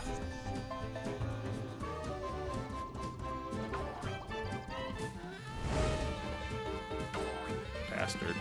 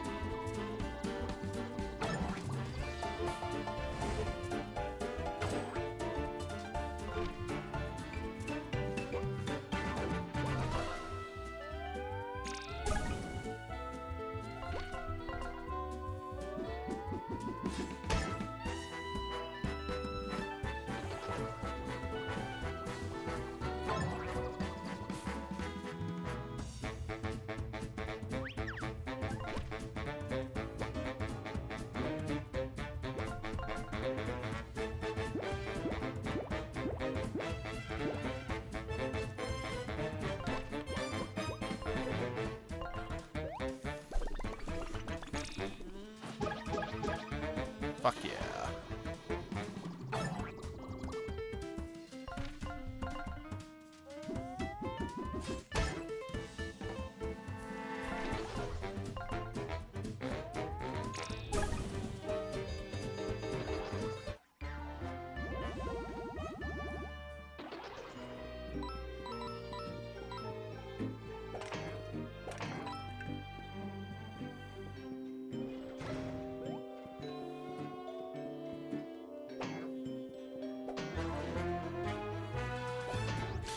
Crap.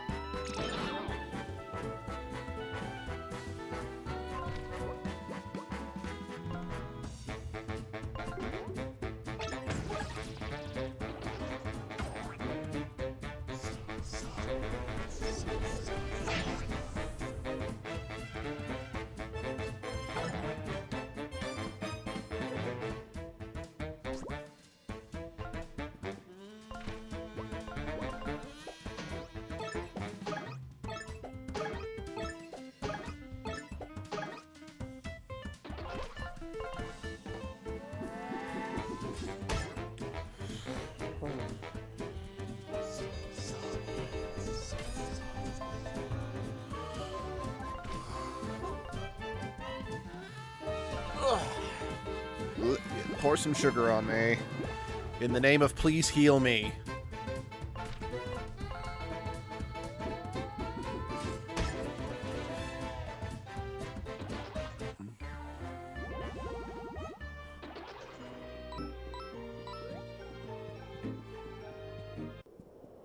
Oh, we're here. Whew, we finally made the climb. What a climb. Wow, pants, so cool. Hey, that must be our final reward for completing the stairs of success. Huh? What's that sound?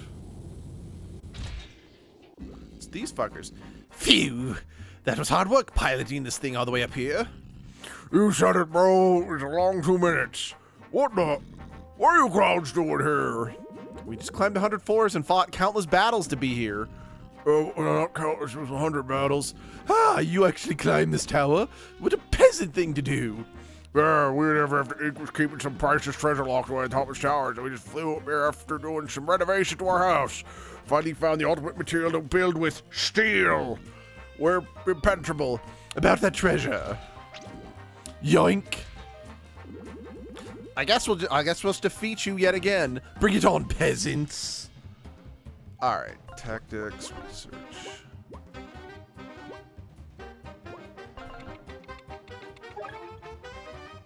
Yep.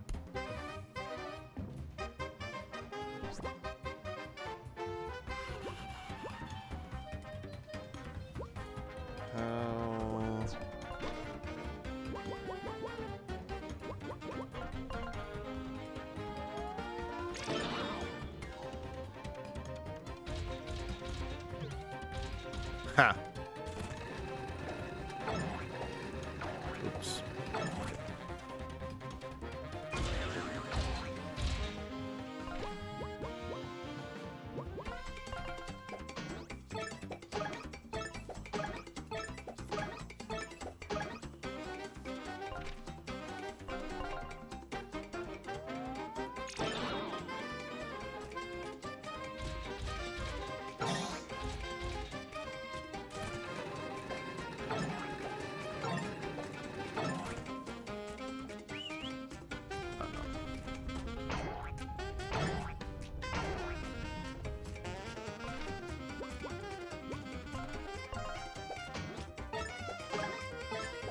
Got him.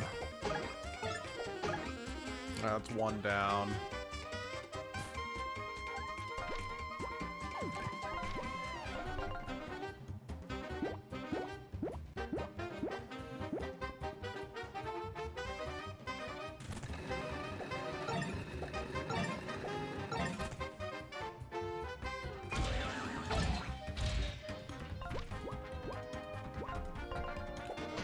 Honestly, I kind of like that you have to fight the 3 little pigs up here. I know arguably it's yet just another boss fight, you know, but I do like the fact that they are persistent nuisances throughout the course of the adventure. I don't know. I could see other people being upset. I could also see it as kind of being an homage to the fact that the final boss of the 100 trial dungeon in Thousand Year Door was, I think it was Gloomtail? Or it was either Gloomtail or Bonetail. I think it was Bonetail, because I'm pretty sure Gloomtail is just a dragon you fight normally after you enter the Thousand Year Door, but I could be remembering wrong.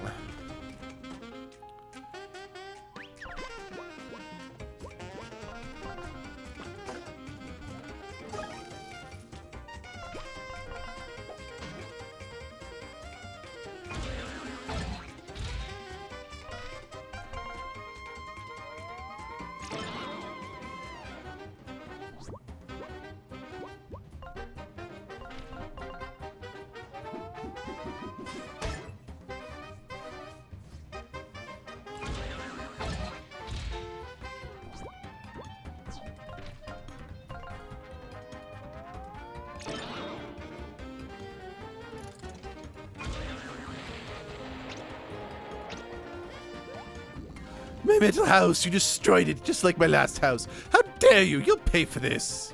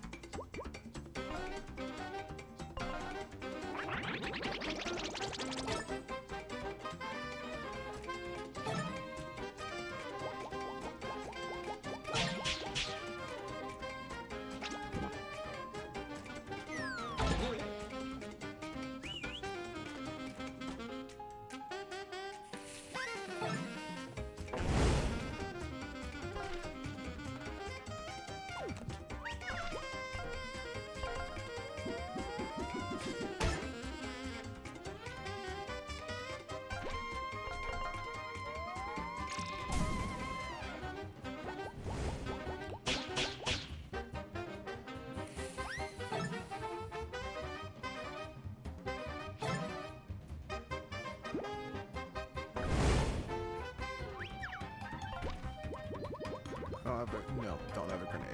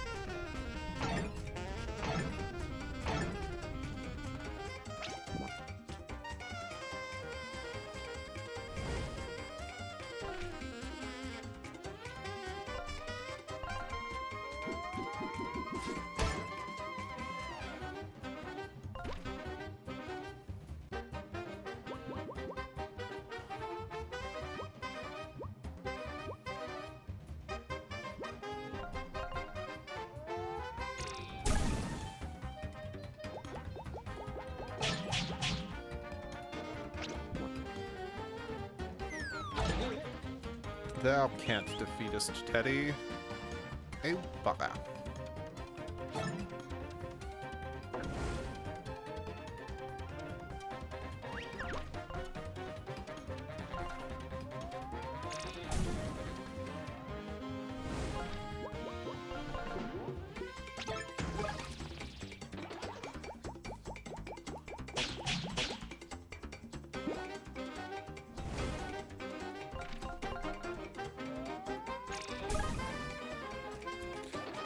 And we've got extra well done bacon for afternoon lunch. That smells good.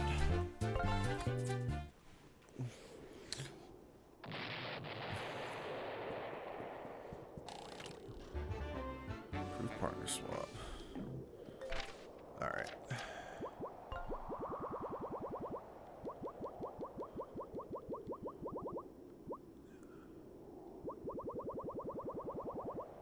Oh, wait, is that a... Shit. Damn, okay, we can take that off you, Ava, and now you are free to equip some cool stuff.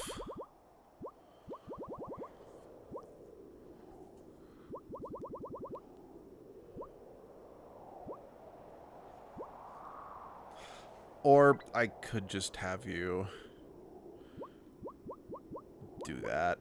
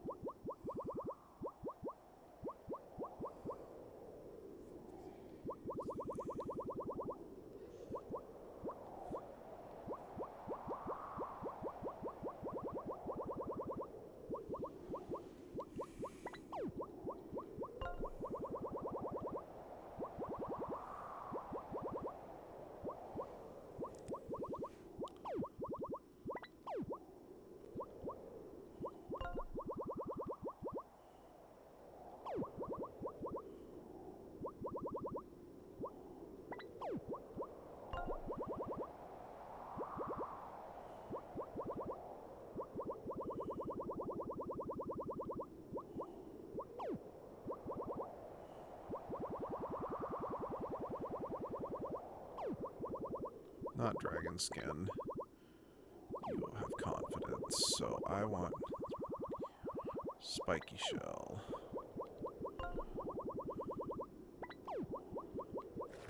Perfect. Now that was definitely worth climbing all the way for, but at the same time it's also like, well, actually there is no at the same time. That was definitely worth. Wait, no, I leveled up. I don't need to do that.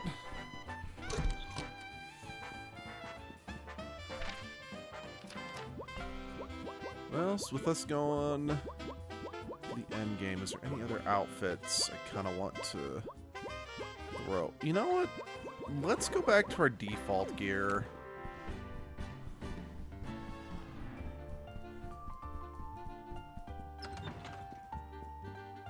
Like I said, I don't think we'll beat the game today, but we can at the very least head in that direction.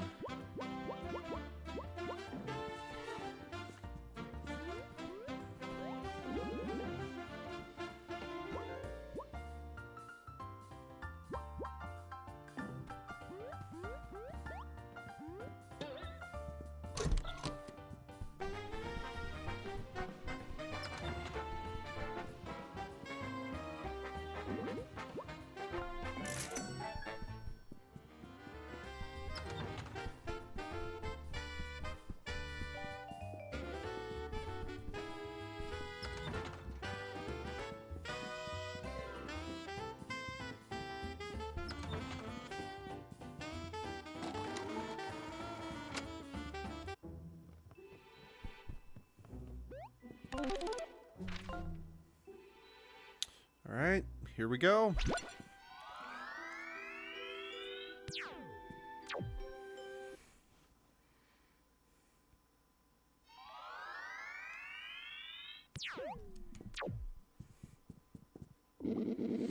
Are we here? Is this the real world? I think we made it. Oh, I didn't see you there. Why, hello, and welcome to the esteemed storybook characters, the Everafter Inc. headquarters. I mean, now you're standing in the real world. I mean, there's a privilege that most storybook characters will never receive, so congratulations.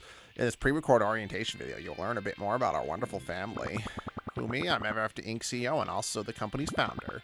I started Everafter Inc. because I didn't just believe in happy endings, I want to create them. I wanted to bridge the divide between storybook characters and the people like me who love them. Without further ado, let me introduce to our company mascot. He's going to walk you through a few important ground rules concerning your time in the real world. Hello, I'm Patches. Nice to meet you. Yeah, I know. Keep watching. I'll explain in a sec. You may not recognize me, but here in the real world, I'm the lovable mascot of Everafter Inc. Like you, I was a storybook character, but Everafter Inc. created me. Rather, they wrote my story and brought me out to the real world using their telepager technology. I couldn't be more grateful. Now, first thing you need to know about your time in the real world, storybook characters are not to leave the building. We have measures in place to prevent this, so it's everyone's best interest that we're all on the same page. The most important rule, of course, is to have fun. To have fun? Ew, Patches, that's hot. This is hard to watch. It's not what it looks like. It's not what it looks like, I promise. I love Everafter Inc., and you will too. Now please, proceed through the door to finish your orientation. Thank you. I hope you enjoy your time in the real world. Goodbye. So, where to begin? See, I'm a fraud. I don't even come from a real storybook. The marketing department at the company wrote my story, essentially creating the perfect character to sell their product. That's kind of messed up. I actually do really like this explanation for Teddy's backstory. It kind of reminds me of we have this FedEx plushie in our house that we jokingly called Tedgeworth, but that's basically what they did here. Yeah, you were created just to advertise Everafter Inc. How are you not in an existential crisis every day? In case you've forgotten, you were all created by some writer in the real world. Why does it really matter? We're no different. Anyway, I loyally served Everafter Inc.'s mascot for many years. I filmed commercials, I was treated like a celebrity, everyone loved me. That is until the market shifted. Oh, what does that mean? I was originally created to appeal to the younger crowd. A bit edgy, a bit rebellious. A bit annoying. Anyway, eventually my kind of character went out of fashion. Everything gotta be wholesome and fuzzy these days, you know? Once I stopped testing well with audiences, I was discarded.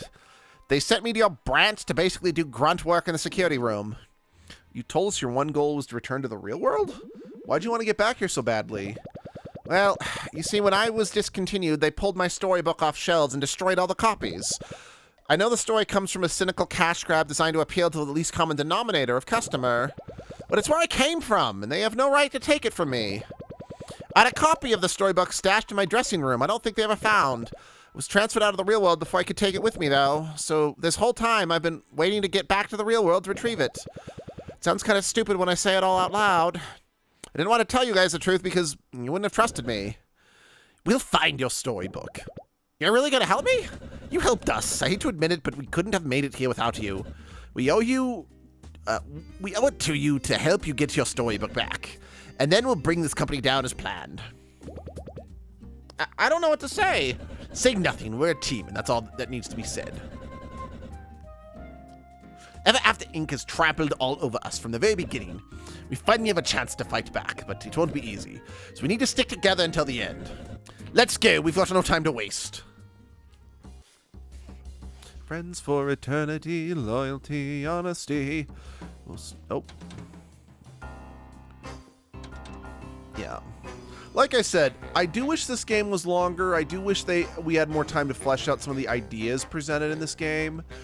But there are a fuck ton of really cool ideas in the game. So considering this was a Kickstarter game with a limited budget and a limited time with blah, blah, blah, I think this game turned out perfectly considering what they wanted to do. I doubt these elevators work for us. X9 over. Dang, just I thought. We don't technically have clearance here to be here, so it looks like we'll be climbing the stairs. One more thing. This office building is pretty empty. Everafter Inc. laid off all their human employees, you know, because storybook labor is much cheaper. Central hub of the teleported system's on the top floor, so that's where we're headed.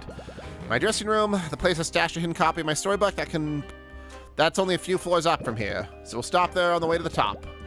But this place is crawling with security goons hired from all over the storybook network, so let's be careful. Actually, real quick,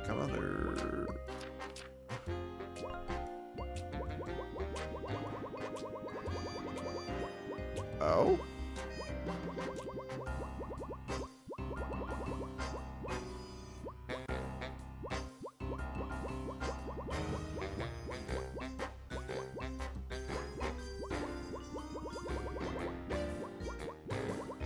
Really? That many? I mean, I guess these ones are just ones we might run into here in the end game, but there was like one from each chapter I missed by the looks of it, and I'm surprised. I thought I did a pretty good job on that. Also just laying, workers off just because you found a cheaper alternative. So uncomfortably indicative of what's happening nowadays with fucking AI.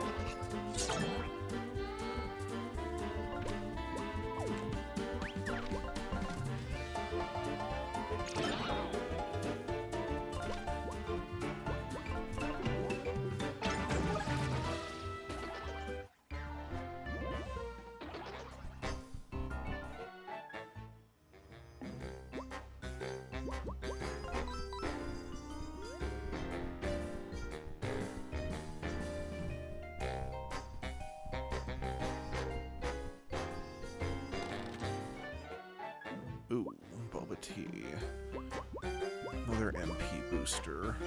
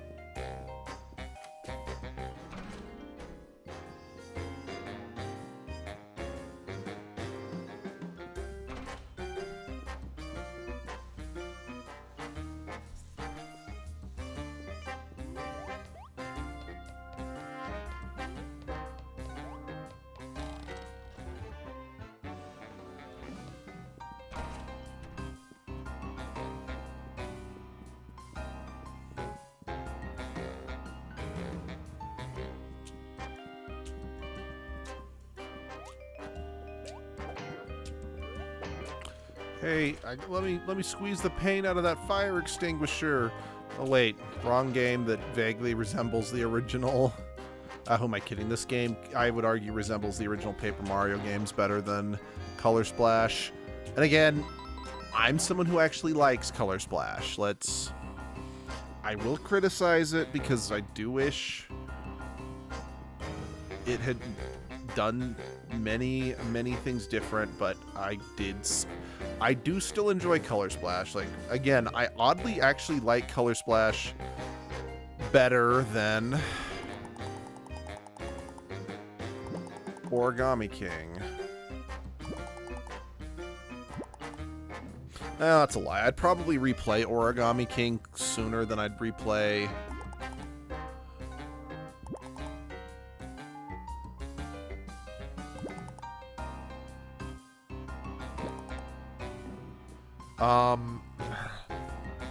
because just the combat system in Origami King is not great. Well, okay, the combat system in Origami King's not great either, but it's...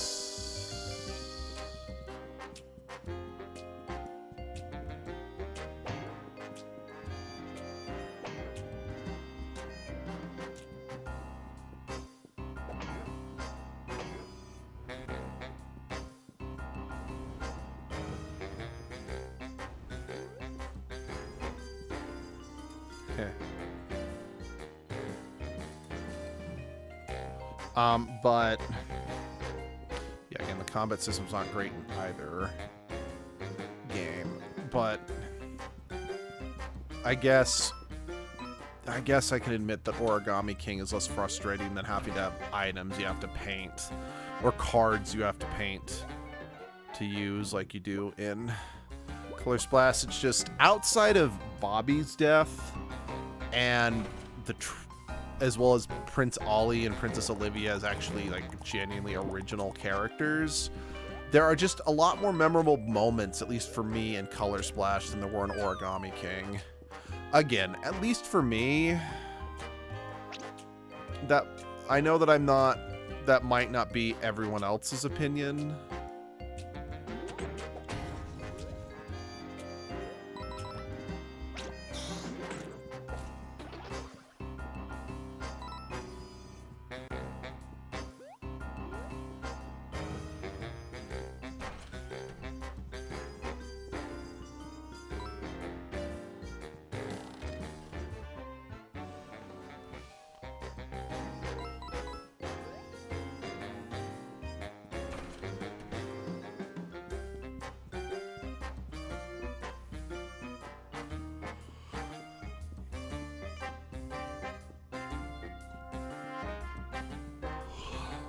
Excuse me.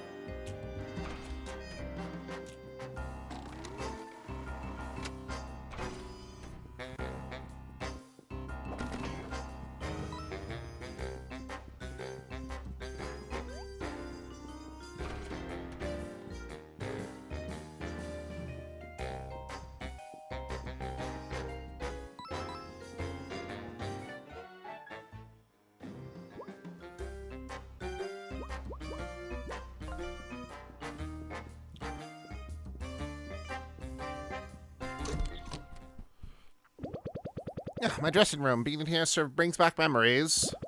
Let me grab my book and let's get out of here. I stashed it right behind the counter here.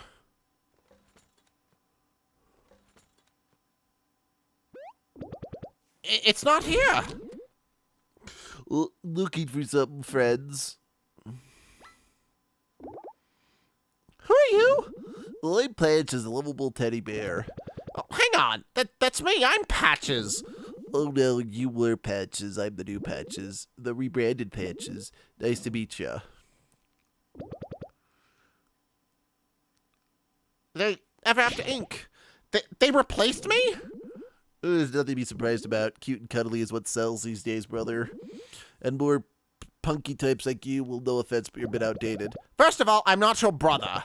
And whatever, I don't care about any of that anymore. Just get out of, just one thing. Well, tell me one thing. Where's the book behind that counter there? Where is it? Oh, that copy of your book, I found it, returned it to corporate. I'm sure they destroyed it. My book, it's gone? Okay, brother, I'm sensing some very extreme emotions from you. You think?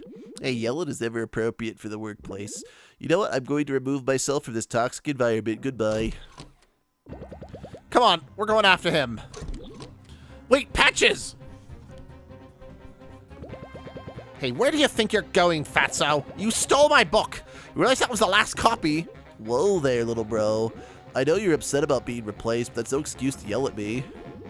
Oakland Security's here. They'll sort this out. Please, group are asking me, please help. You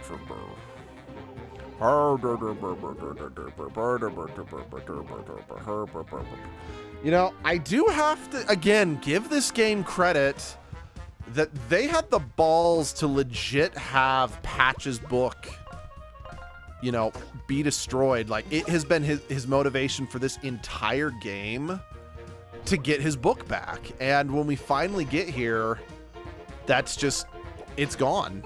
Like, there's no ifs, ands, or buts about it. There's no getting his book back. It's already been destroyed. Much like with how Tinder, you know, she's legit stuck in this small form forever. And they don't skimp out on that. That really is Tinder's fate, sadly. So again, it's like, while this game maybe didn't have the time to explore the ideas as wholly as they could have, again, they had the balls to basically say, yeah, not everyone is going to get a happy ending, because a happy ending is not always possible. Well, at least not, let me phrase that. Not everyone is going to get the happy ending they thought they deserved. That's more what I want to say.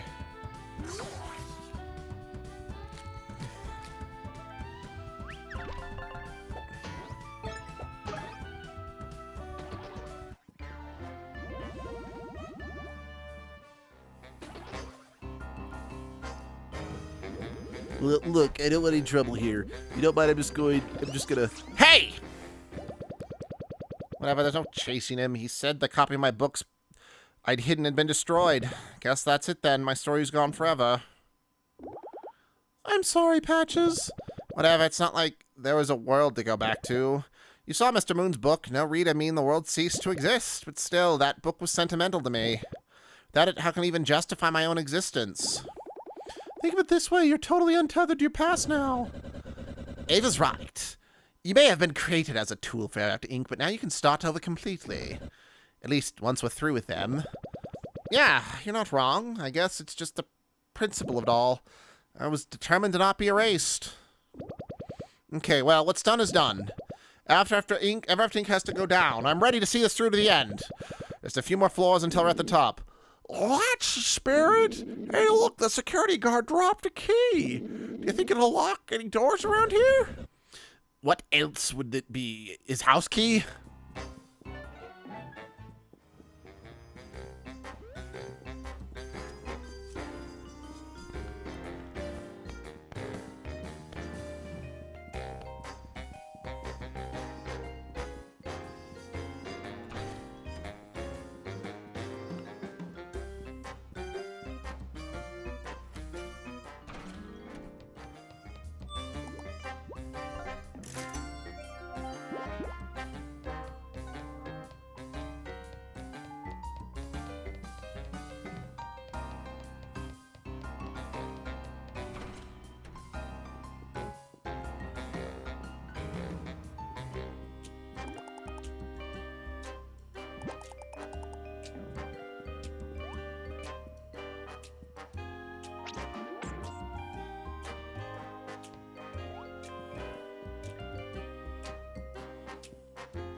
You know I've compared the music to some of the corporate places in this game to Hivory Towers from Ukulele, but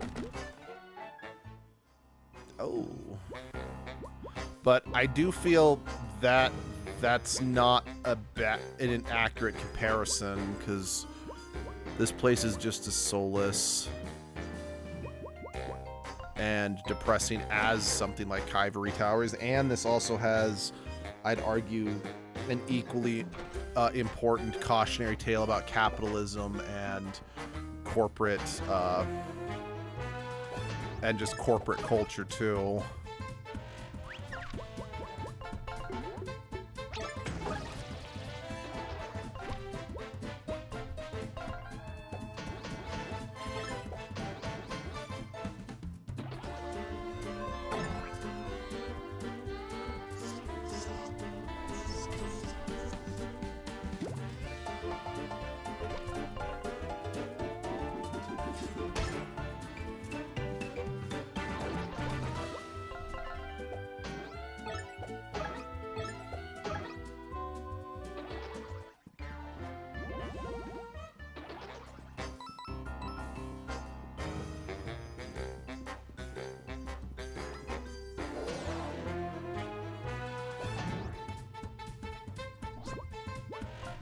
Well, you know what time it is. It's horse beating time.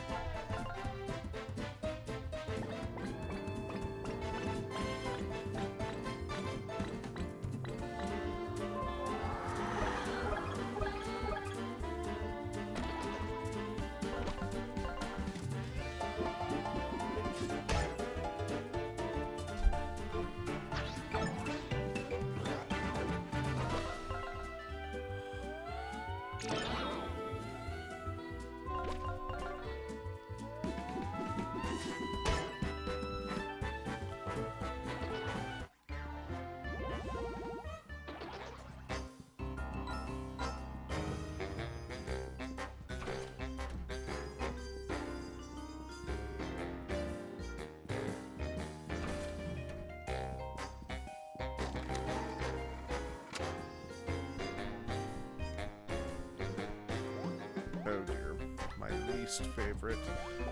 Well, okay, I mean, they're not terrible, and the fact that I'll probably just be able to get the drop, that I was able to get the drop on them, we can probably just one-shot kill this thing, but was still my least favorite thing to encounter in the towers, other than the flamethrower guys, at the very least.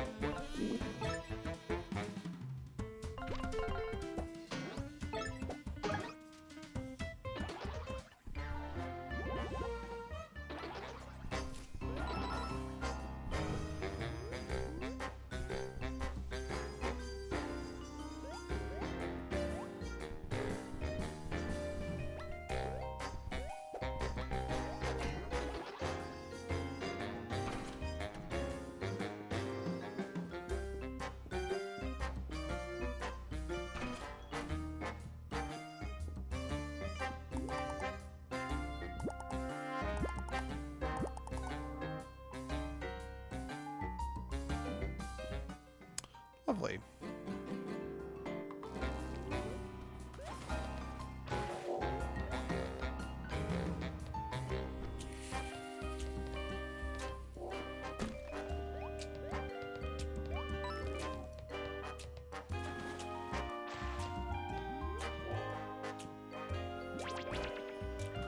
Feel.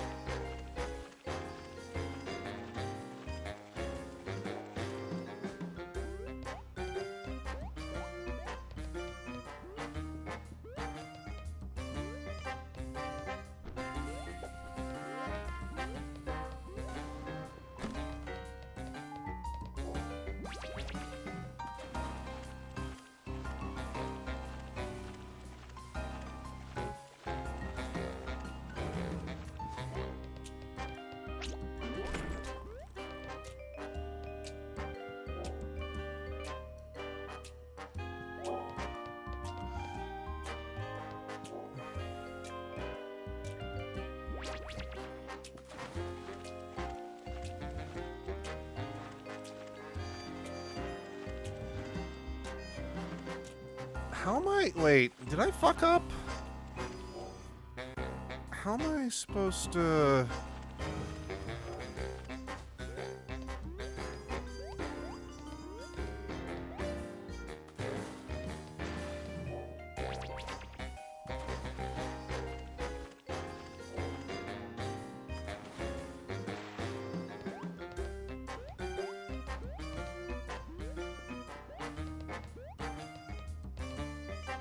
How long do I have till that thing blows?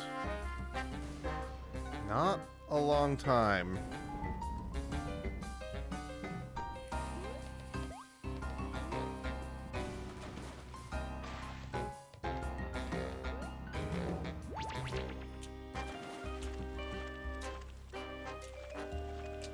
Not a long time at all.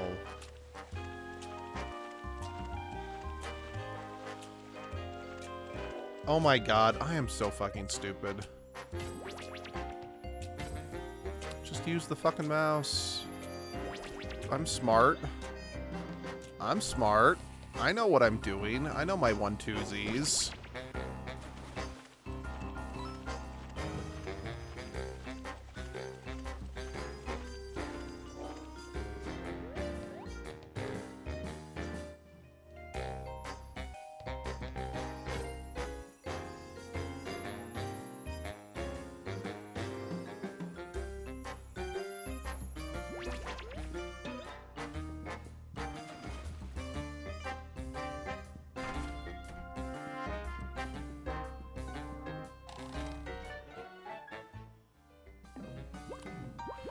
Drop the boba tea. The tiramisu. That tiramisu's good shit.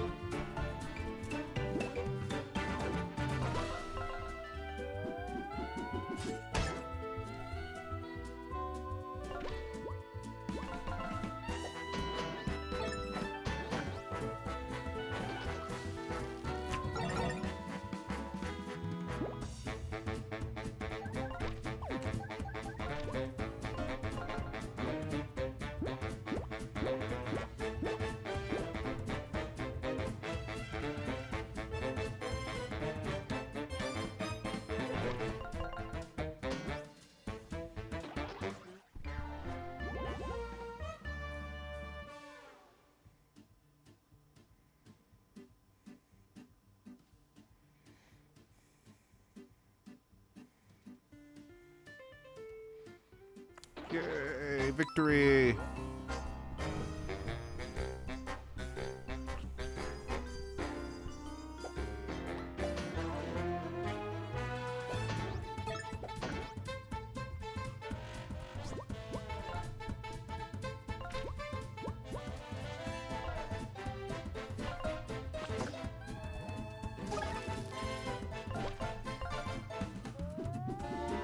Be gone, thought.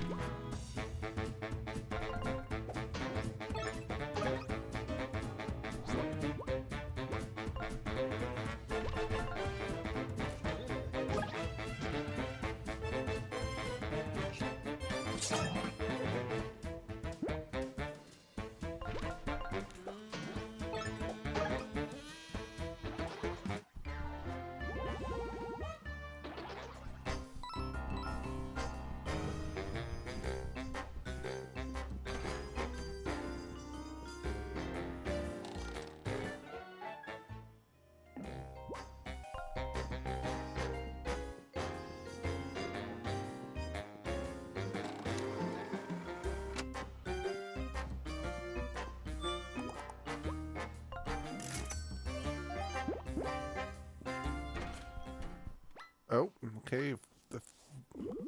What the heck are you? Start making poison all up here, and you're doing a very important meeting. Get lost. Ooh, this must be the rogue employee. Security man, the line has been about. How utterly tiresome. Gentlemen, we have to continue this later. Please handle them for me. I'm not gonna lie, I actually really like this boss fight. It's me now. You can't start. Where's my use that city? This best. We don't worry. Everafter. I should fit for bad extermination. Yeah, I actually really like this boss fight. I actually think like these 4 characters are pretty creative in terms of what they can do.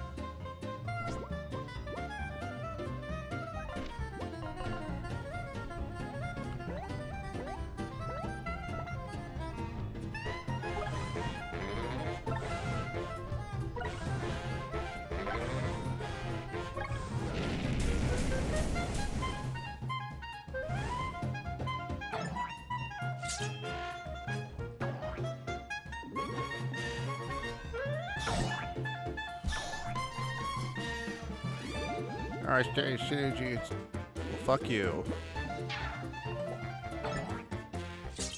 Wait, what? They skipped me? That's bullshit.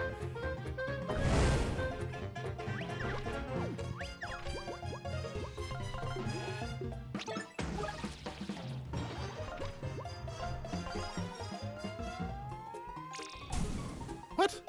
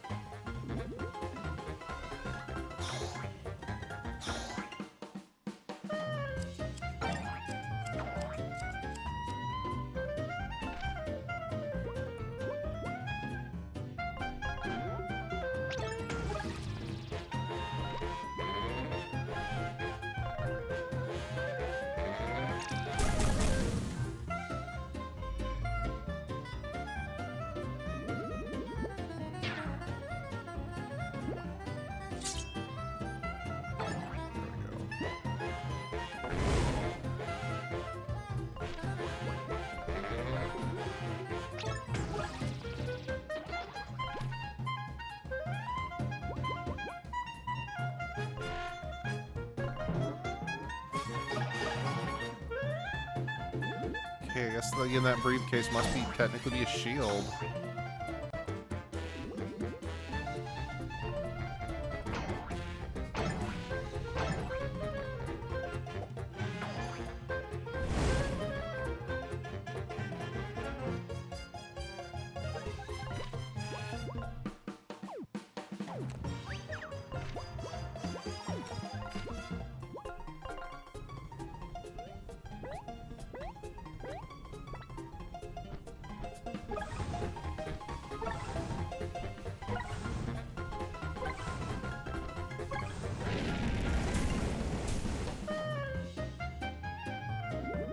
Alright, Terry Shep, brief recess.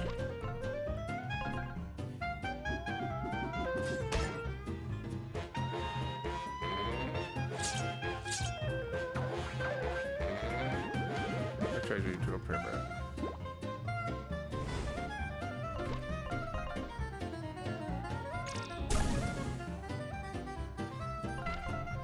So yeah, sadly, so one thing to bear in mind with this fight is that if you don't take them all down, then they will get back up.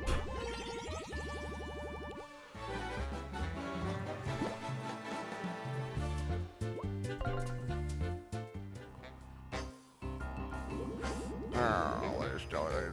Let's fight it. Okay, anyway. Close my for now. Clear fight. Shot. I'm out of here. There's no testable target. I'm leaving. I would like everything else down all that whatsoever since some of the 6 other boards, at least one more, doesn't make me engage in combat. Sheesh. Good job, team. Wow, those board members had more fight experience than I expected. And who would have seen they were still got one final battle? The CEO is not going to let us waltz up to the telepager hub unchallenged. I'm certainly not worried. The CEO doesn't seem like much of a fighter, you know? Oh, Flint, you're a storybook character. You should know better. There's always a final battle, dear. And believe me, the CEO is definitely hiding something up her sleeve. There's only one way to find out. Let's go.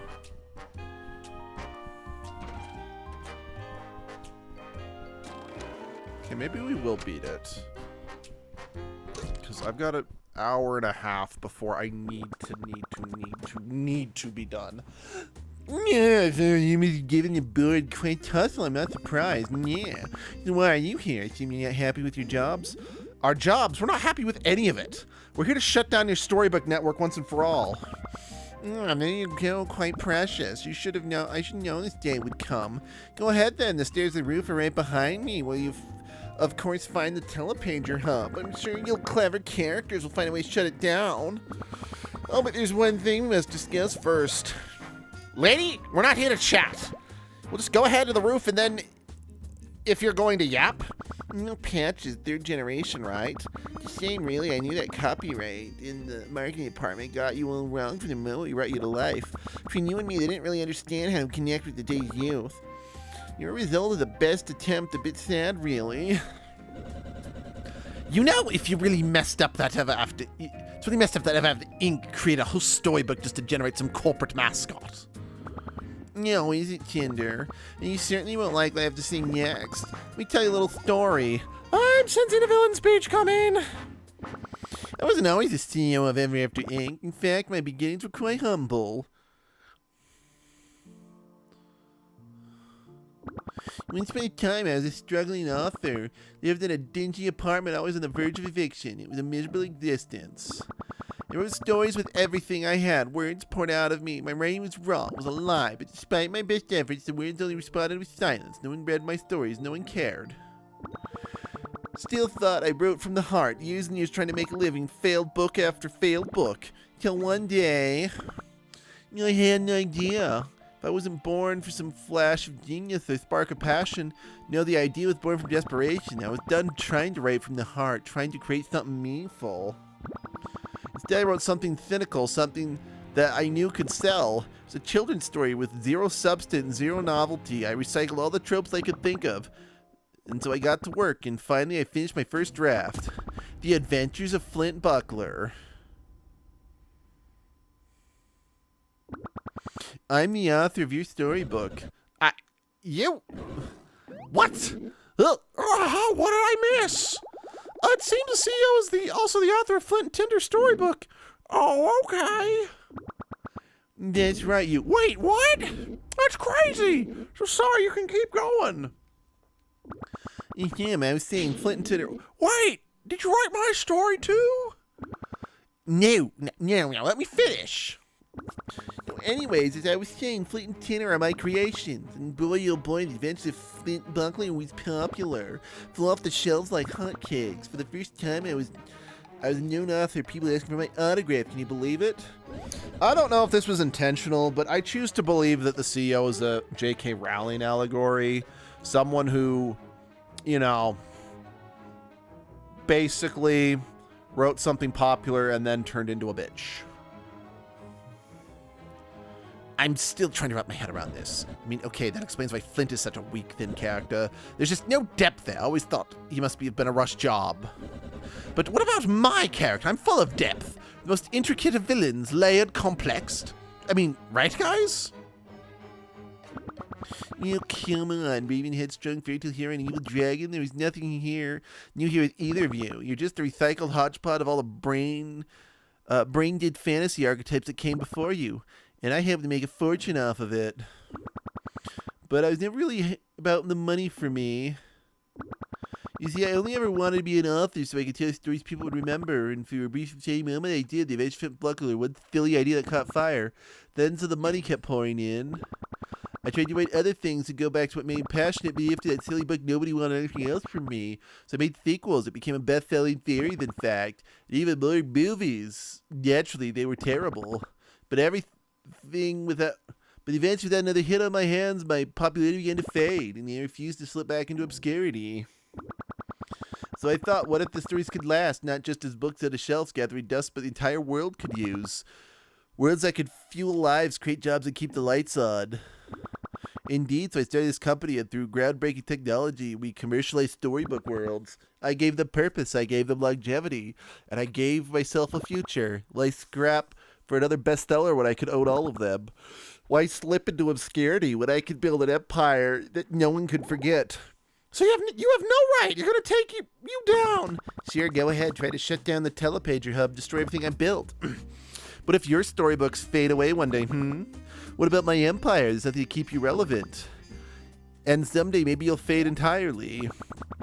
That all sounds good to you. I'll be waiting for you on the roof for a final confrontation. I hope you'll be joining me. This job could be so drab. Come on, we've got to follow it to end this.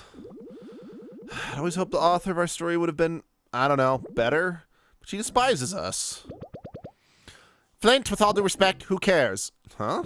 My character was created by Everafter Inc.'s marketing department. I've always known that, and it stopped bothering me. We're here. That's what matters. He's right. I was the villain in my story, just some evil witch in the woods.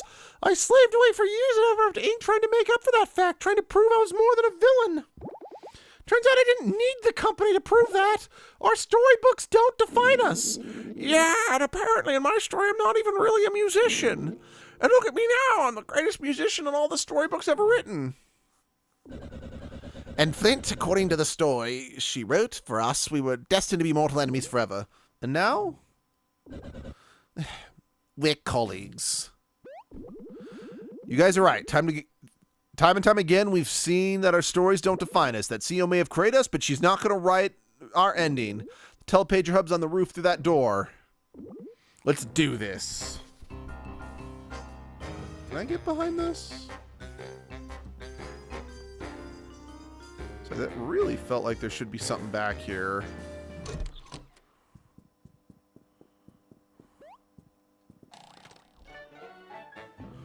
Chess cake.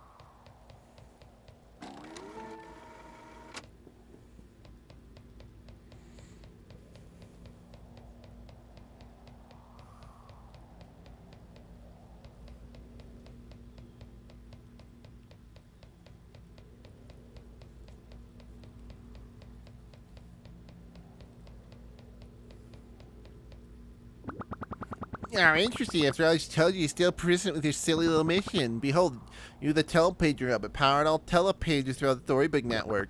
You're here to shut down, yeah. Just behind me is the control panel. See that big red button that'll initiate a self-destruct sequence. Indeed, it's ridiculous. Our foolish contract safety and Billy's self-destruct sequence the hub's design. Real world workers, right? I'm so glad I don't have to deal with those regulations anymore. Doesn't matter because you won't be getting the control panel anyway. Like my ride, it's the newest iteration of our telepager device. Man, you all get to be first to test it. How wonderful. Now it's time to meet your maker. Technically, we already did. The fact that we're here talking to you means we've technically met our maker.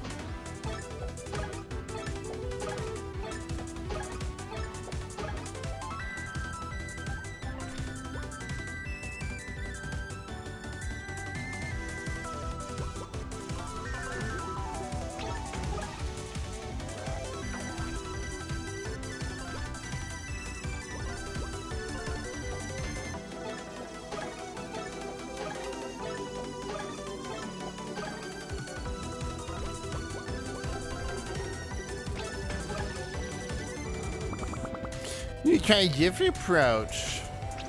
Hey, you still have books, asswipe. These change cereal stink. I do love that we are gonna warp between the different. You know, see what you got here. I do like this warping between the different books we've been in. What's this now? Oh, you're right, CEO. You're crazy, but come on, boys, let's help. Why, stay out of this. I do like the good luck, guys. We're rooting for you. That the different characters you've befriended, sort of. I mean, Three Blind Mice. I don't say we're friends, but they do come in clutch and help in the fight. Great. She upped her. I just realized with her defense up, I can't really just keep using Buckler Barrage because it's not really going to do anything to her for that first attack anyway. Oh, her defense is down.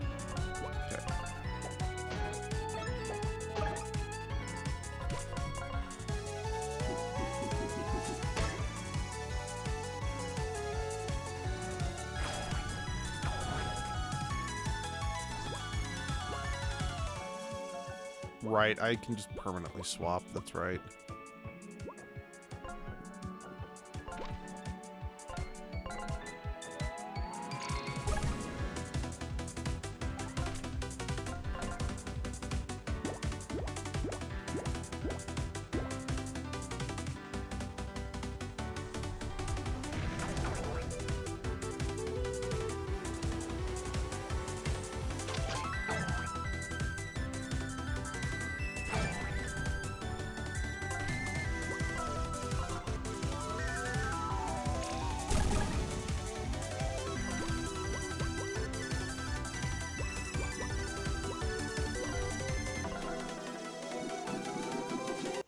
Take that, racism.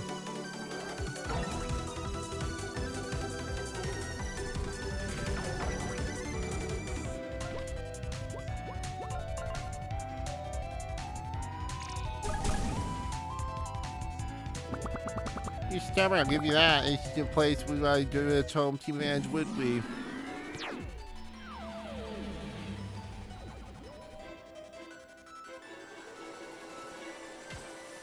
Oh, jeez. Right, looking to see you. I'm not a fan of fooling the game when they did help us find a new place to live. After he completely dumped us, let's get her. I concur, brothers, and her mecha looks positively embarrassing next to ours. Where's the heart? Where's the artistry? Good thing we got this thing up running again. It's time for the new management attack. How dare you?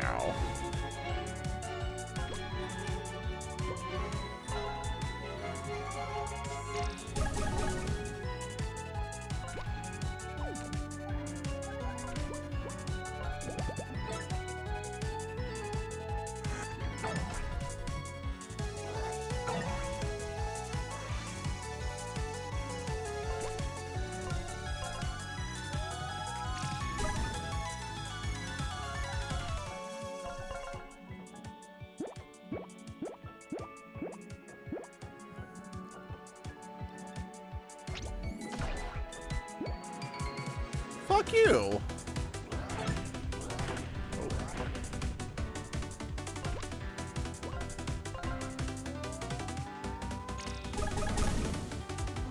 You know, I never really... Damn, this boss music is good. Again, I know it's probably beating a dead horse at this point talking about how good the music in this game is, but fuck, this music is so good. Hold on.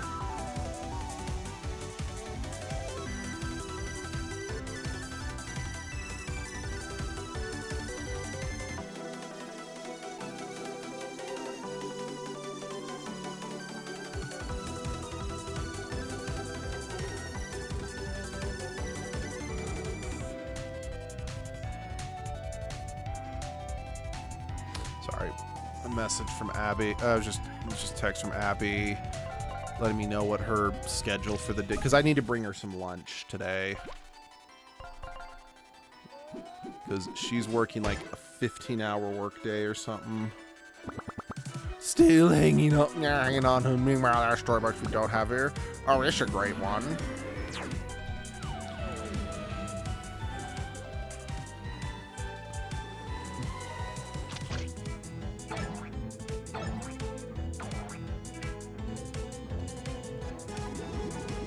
Oh, you've not found yourself in quite a predicament. Fortunately for you, we are still in your debt for earlier assistance. Lulu, now if you please. Now, leave me alone. Good luck.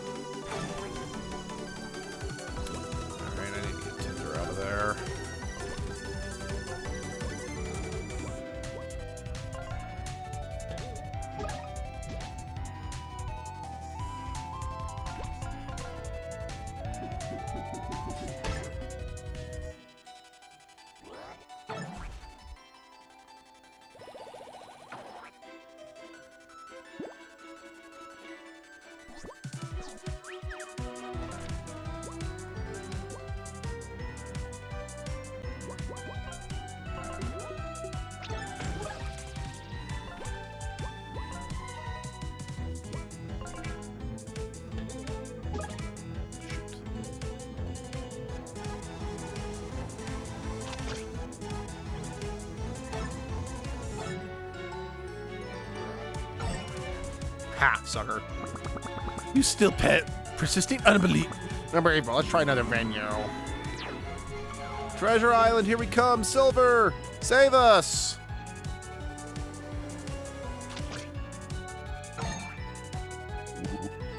Ahoy, mateys! I'd be the saltiest crew sea dogs ever sailed with. I knew you could handle the fighting CEO. Still in your debt for your help, early, aren't I? Alrighty, devil, this one for the Captain Blackheart. Who even are you?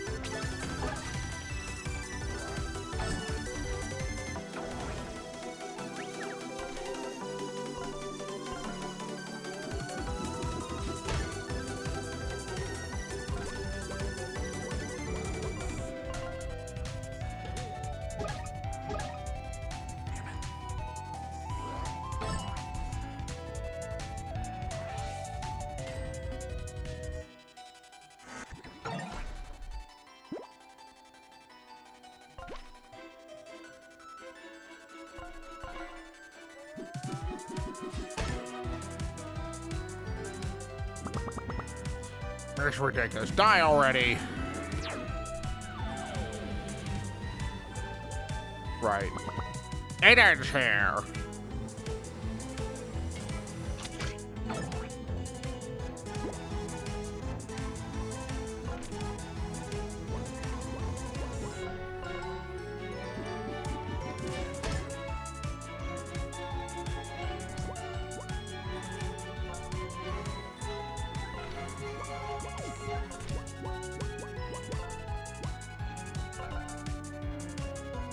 Shit.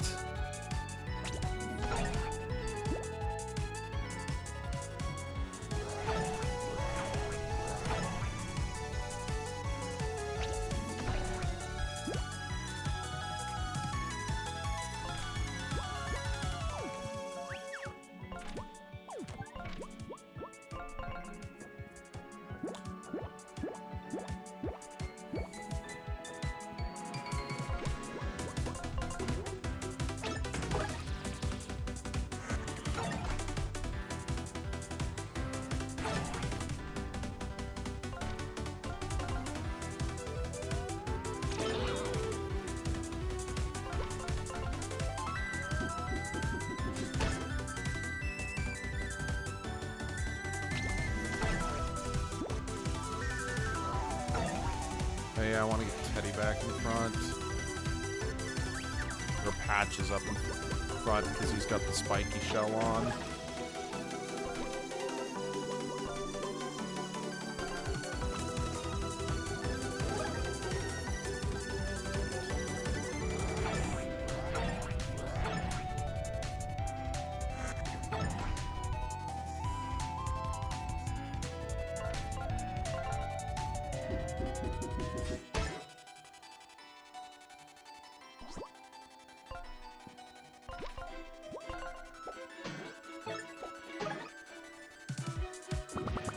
I don't know how this be. You can't defeat me. Arg!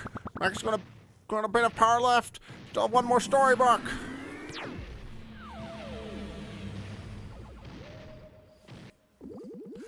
All right, you've zapped us run enough. It's not going to save you. You've lost. Give it up. I know the storybook, yes. Our branch manager, Mr. Moon's from here. I'm glad you held on to this copy because it's a perfect place.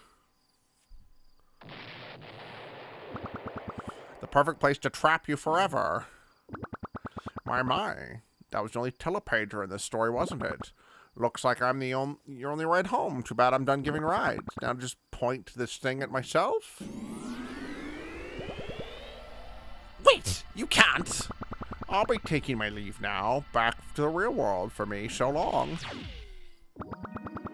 What? No, what on earth are you doing? You just snapped them back to the real world. Everything must be eventually come to an end. It's Everafter Inc.'s time now, and as such, it's mine too. What does that even mean? Wait. We can talk about this. Where are you sending me? Flint, finish the job, sever the network. It's the right thing to do.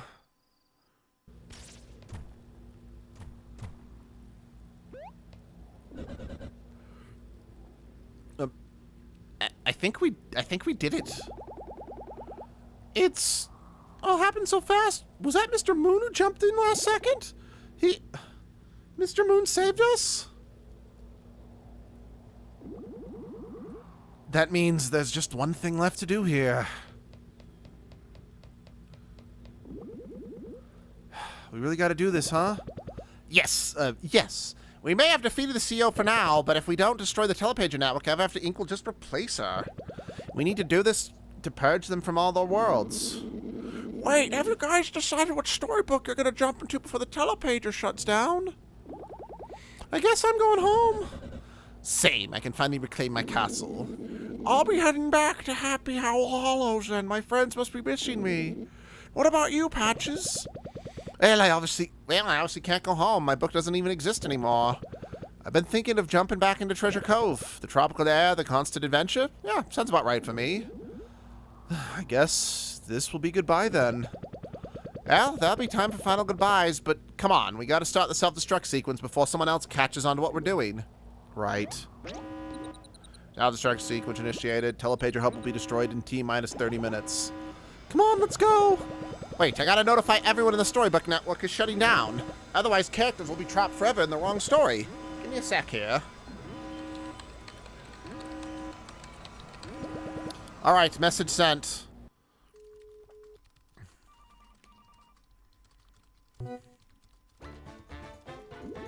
Oh, my helmet network's shutting down. Let's get home then. But I also want to go home. Oh, I just knew this Flint and his team. I trained them well. I guess I'm unemployed now. Time to go back to pillaging and plundering.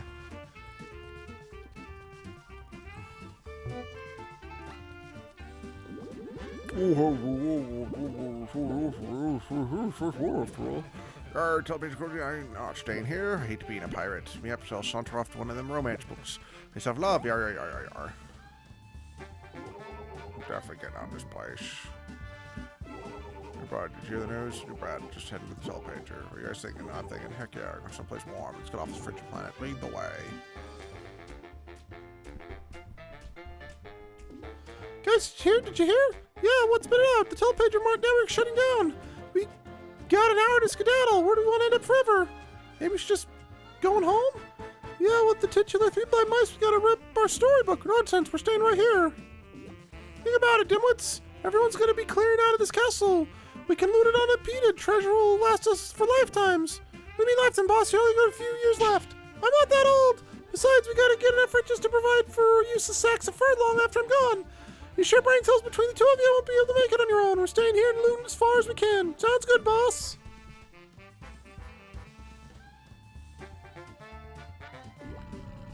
These pine sprouts is hard work, and really except to replant the entire forest. Quit your whining. I'm the only truly suffering here. I'm simply not built for this kind of grunt work. How dare this pesky unicorn subject me to do this? Since Everafter Inc. fired all. Right, we're gonna earn living somehow, bro. Did you hear the television network shutting down? Oh, well, good riddance, I say. That blasted company deserves to go under for what they did to me. No slacking off.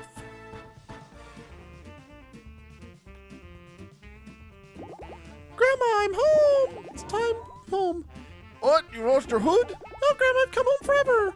No longer have to work. What? You no longer have to twerk? Yeah, no, Grandma, I said work. I'm not a jerk. Now watch your mouth, young lady. Excellent news, my dear Lulu. All of the telepages have permanently closed, which by my calculations mean we can at last be together forever. I love you too, honey. You heard about telepage shut down? Port Cutlass be growing a whole lot quieter soon, don't you think?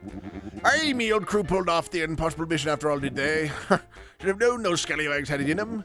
Toughest pack of sea dogs ever to sail beneath me colours. Or they even blasted me into a fair bout of fisticuffs.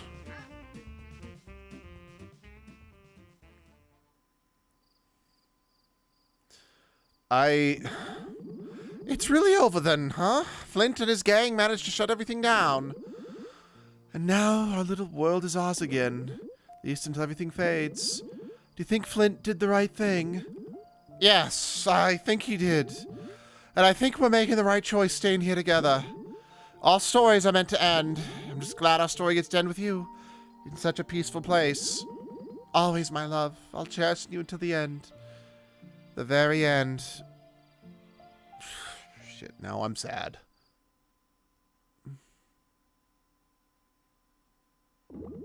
Okay, team, I guess this is it. Let's say our final goodbyes before we go our separate ways. I'll go first then. Guys, it's been real. I'm gonna miss you so much. Even you, Tinder.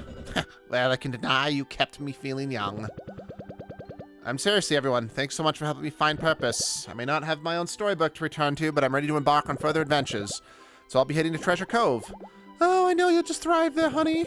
Thanks, Ava, and good luck, everyone. Peace. Goodbyes are so hard. I'll have to go next before I'm a sobbing mess.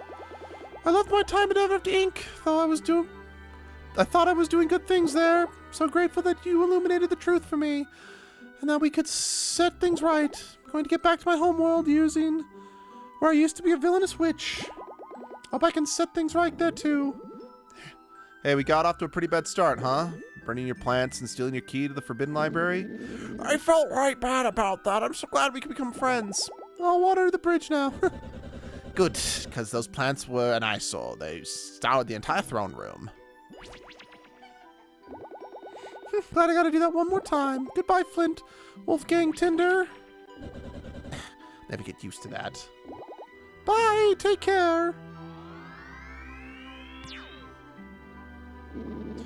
No, I don't want to say goodbye. It's too sad. You guys were my best friends ever. And I think we only met because you guys were such big fans of music. I know, let me play a last goodbye song, and there once was a... No, that won't be necessary. You know, just, it'll make me sad, that is. Oh, Tinder, you're too sweet. I understand, friend. I'll miss you, though, really. At times, I admit you warm this cold heart. You brought us much joy to our team. We'll miss you. Keep working on your music. Thanks, guys. I'll never forget you. Bye. One more hug. Yeah, what the? Bye, Tinder. I'll miss you so much. Okay, I'm going for real now. Wolfgang is such a cinnamon roll. Goodbye, Wolfgang. I guess that's it, huh? I'll miss them all so much. Yeah, me too. Never thought I'd say that. Should we go home now to our storybook? Yeah, let's go.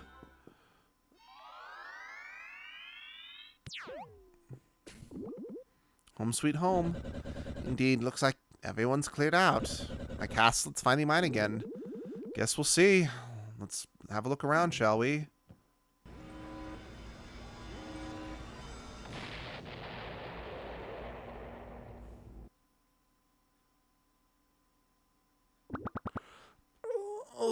Where am I? Where do those brats send me? Oh gosh, did you enjoy your nap? What? What nap? I was knocked out. It hit pretty hard. I think I need medical attention. Oh, you was so funny. You look fine to me. The telepager. Listen, Wolf.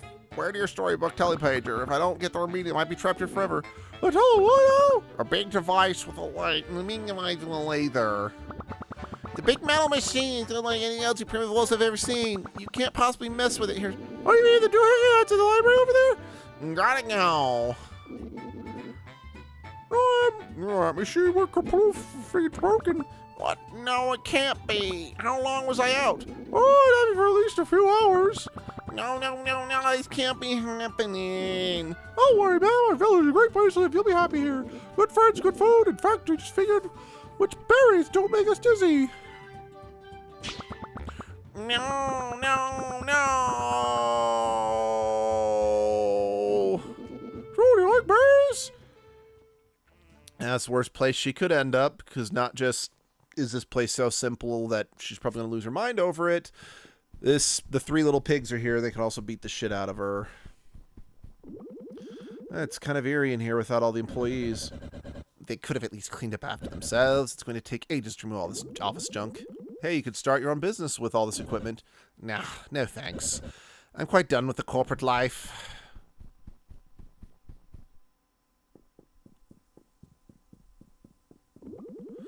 So what are you going to do now? I'm just going to kick back and relax and finally enjoy some peace and quiet.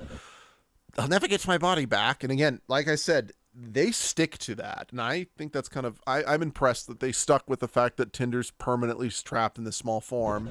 But at least everything else can go back to how it was. And you're going to go back to your village, right? Yeah, I guess so. You let me come visit your castle, though, right? My schedule's going to be pretty busy over the next few centuries. You know, dragon things. Alright, fine, you can visit sometimes. Let's not make this a regular thing, though. Great, I was thinking weekly. Hey, wait, no, get back here! Yep, looks like the telepager is totally inactive. Good riddance.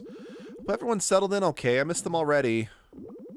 I guess that's it, huh? Kind of anticlimactic. Yeah, locked off from my other storybooks forever. It's for the best. Fly Tinder! We're here! We're so glad we made it in time! Ow! Ow! We all came back so we could all be together! Right before the telepager closed off. All of us made the same decision independently. Yeah, we're here for the long haul. I don't even know what to say. I can't believe it. Naturally, Tinder, we'll be needing a place to stay. You definitely have a few extra bedrooms in this place. Oh, I call the biggest one. Can't I finally just get some peace and quiet? I guess I can make some room temporarily. Honestly, I think this is a good happy ending medium because, yeah, sadly, Mr. Moon and Starla are going to die. Tinder is trapped in that body. And they are now cut off from all the other stories, but kind of realizing that they were all better off together than independently.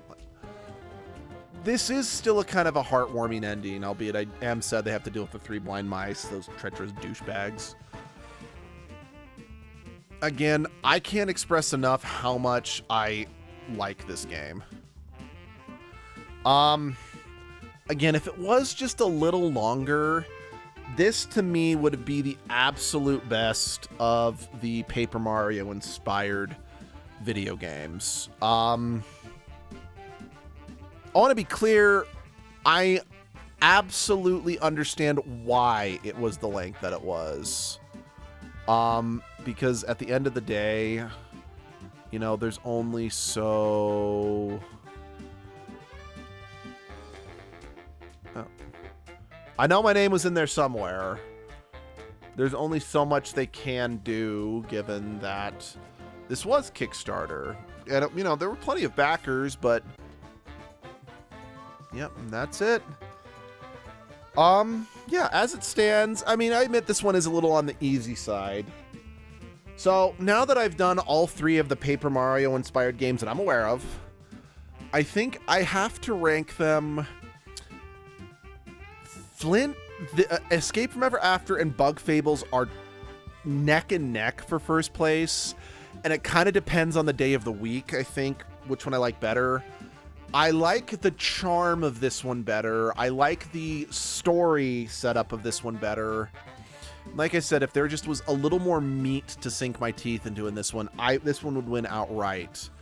However, this one is this one is really easy, comparatively speaking. Like, Bug Fables is a challenging game in some places. It's not the hardest in the world, but it's challenging. But the difficulty spike at the end does make the game difficult for me to recommend. Now, Bug Fables is a good length. There's a good amount of meat to sink your teeth into. And it's very like, again, I want to be clear. This game is more charming than Bug Fables, but Bug Fables is a more solid game as a whole. Again, due to length and difficulty balancing to some extent. There are some fights that are bullshit. Plus, I don't like the level cap in Bug Fables. Born of Bread is broken. Like, just outright. Born of Bread is fucking broken. Like, I want to love Born of Bread, but the game is broken. Like, there are just mechanics that are essential for that game that just do not work. Which is a shame, because if the game functioned properly, I likewise might say that one was the best one, because I like the setting, I like it has the most unique art style of the three, and yeah. Anyway. So, I don't know what game I'll be starting next to take this game's place, because if I went back to my schedule, it would be another Tales game, but kind of like I said, I don't know if I feel like that. I might just stream some more Tomodachi Life in this game's place, or I might go to the next Sonic game or the next fan service game. Because honestly, I know I have been like letting you guys vote on the fan service game, but I kind of want to play Stellar Blade again, so I might just pick that one, if you know what I mean. After that, I will go back to letting you guys vote on the fan service games. Also, same thing with Edgelord. I might just make a selection of which Edgelord game is next, but then go back to doing the polls after that. But yeah, Pokemon stream later today. I might do a Tomodachi Life stream later today, depending on how everything falls. But yeah, I'm not sure when, but I'll see you guys then. Bye-bye.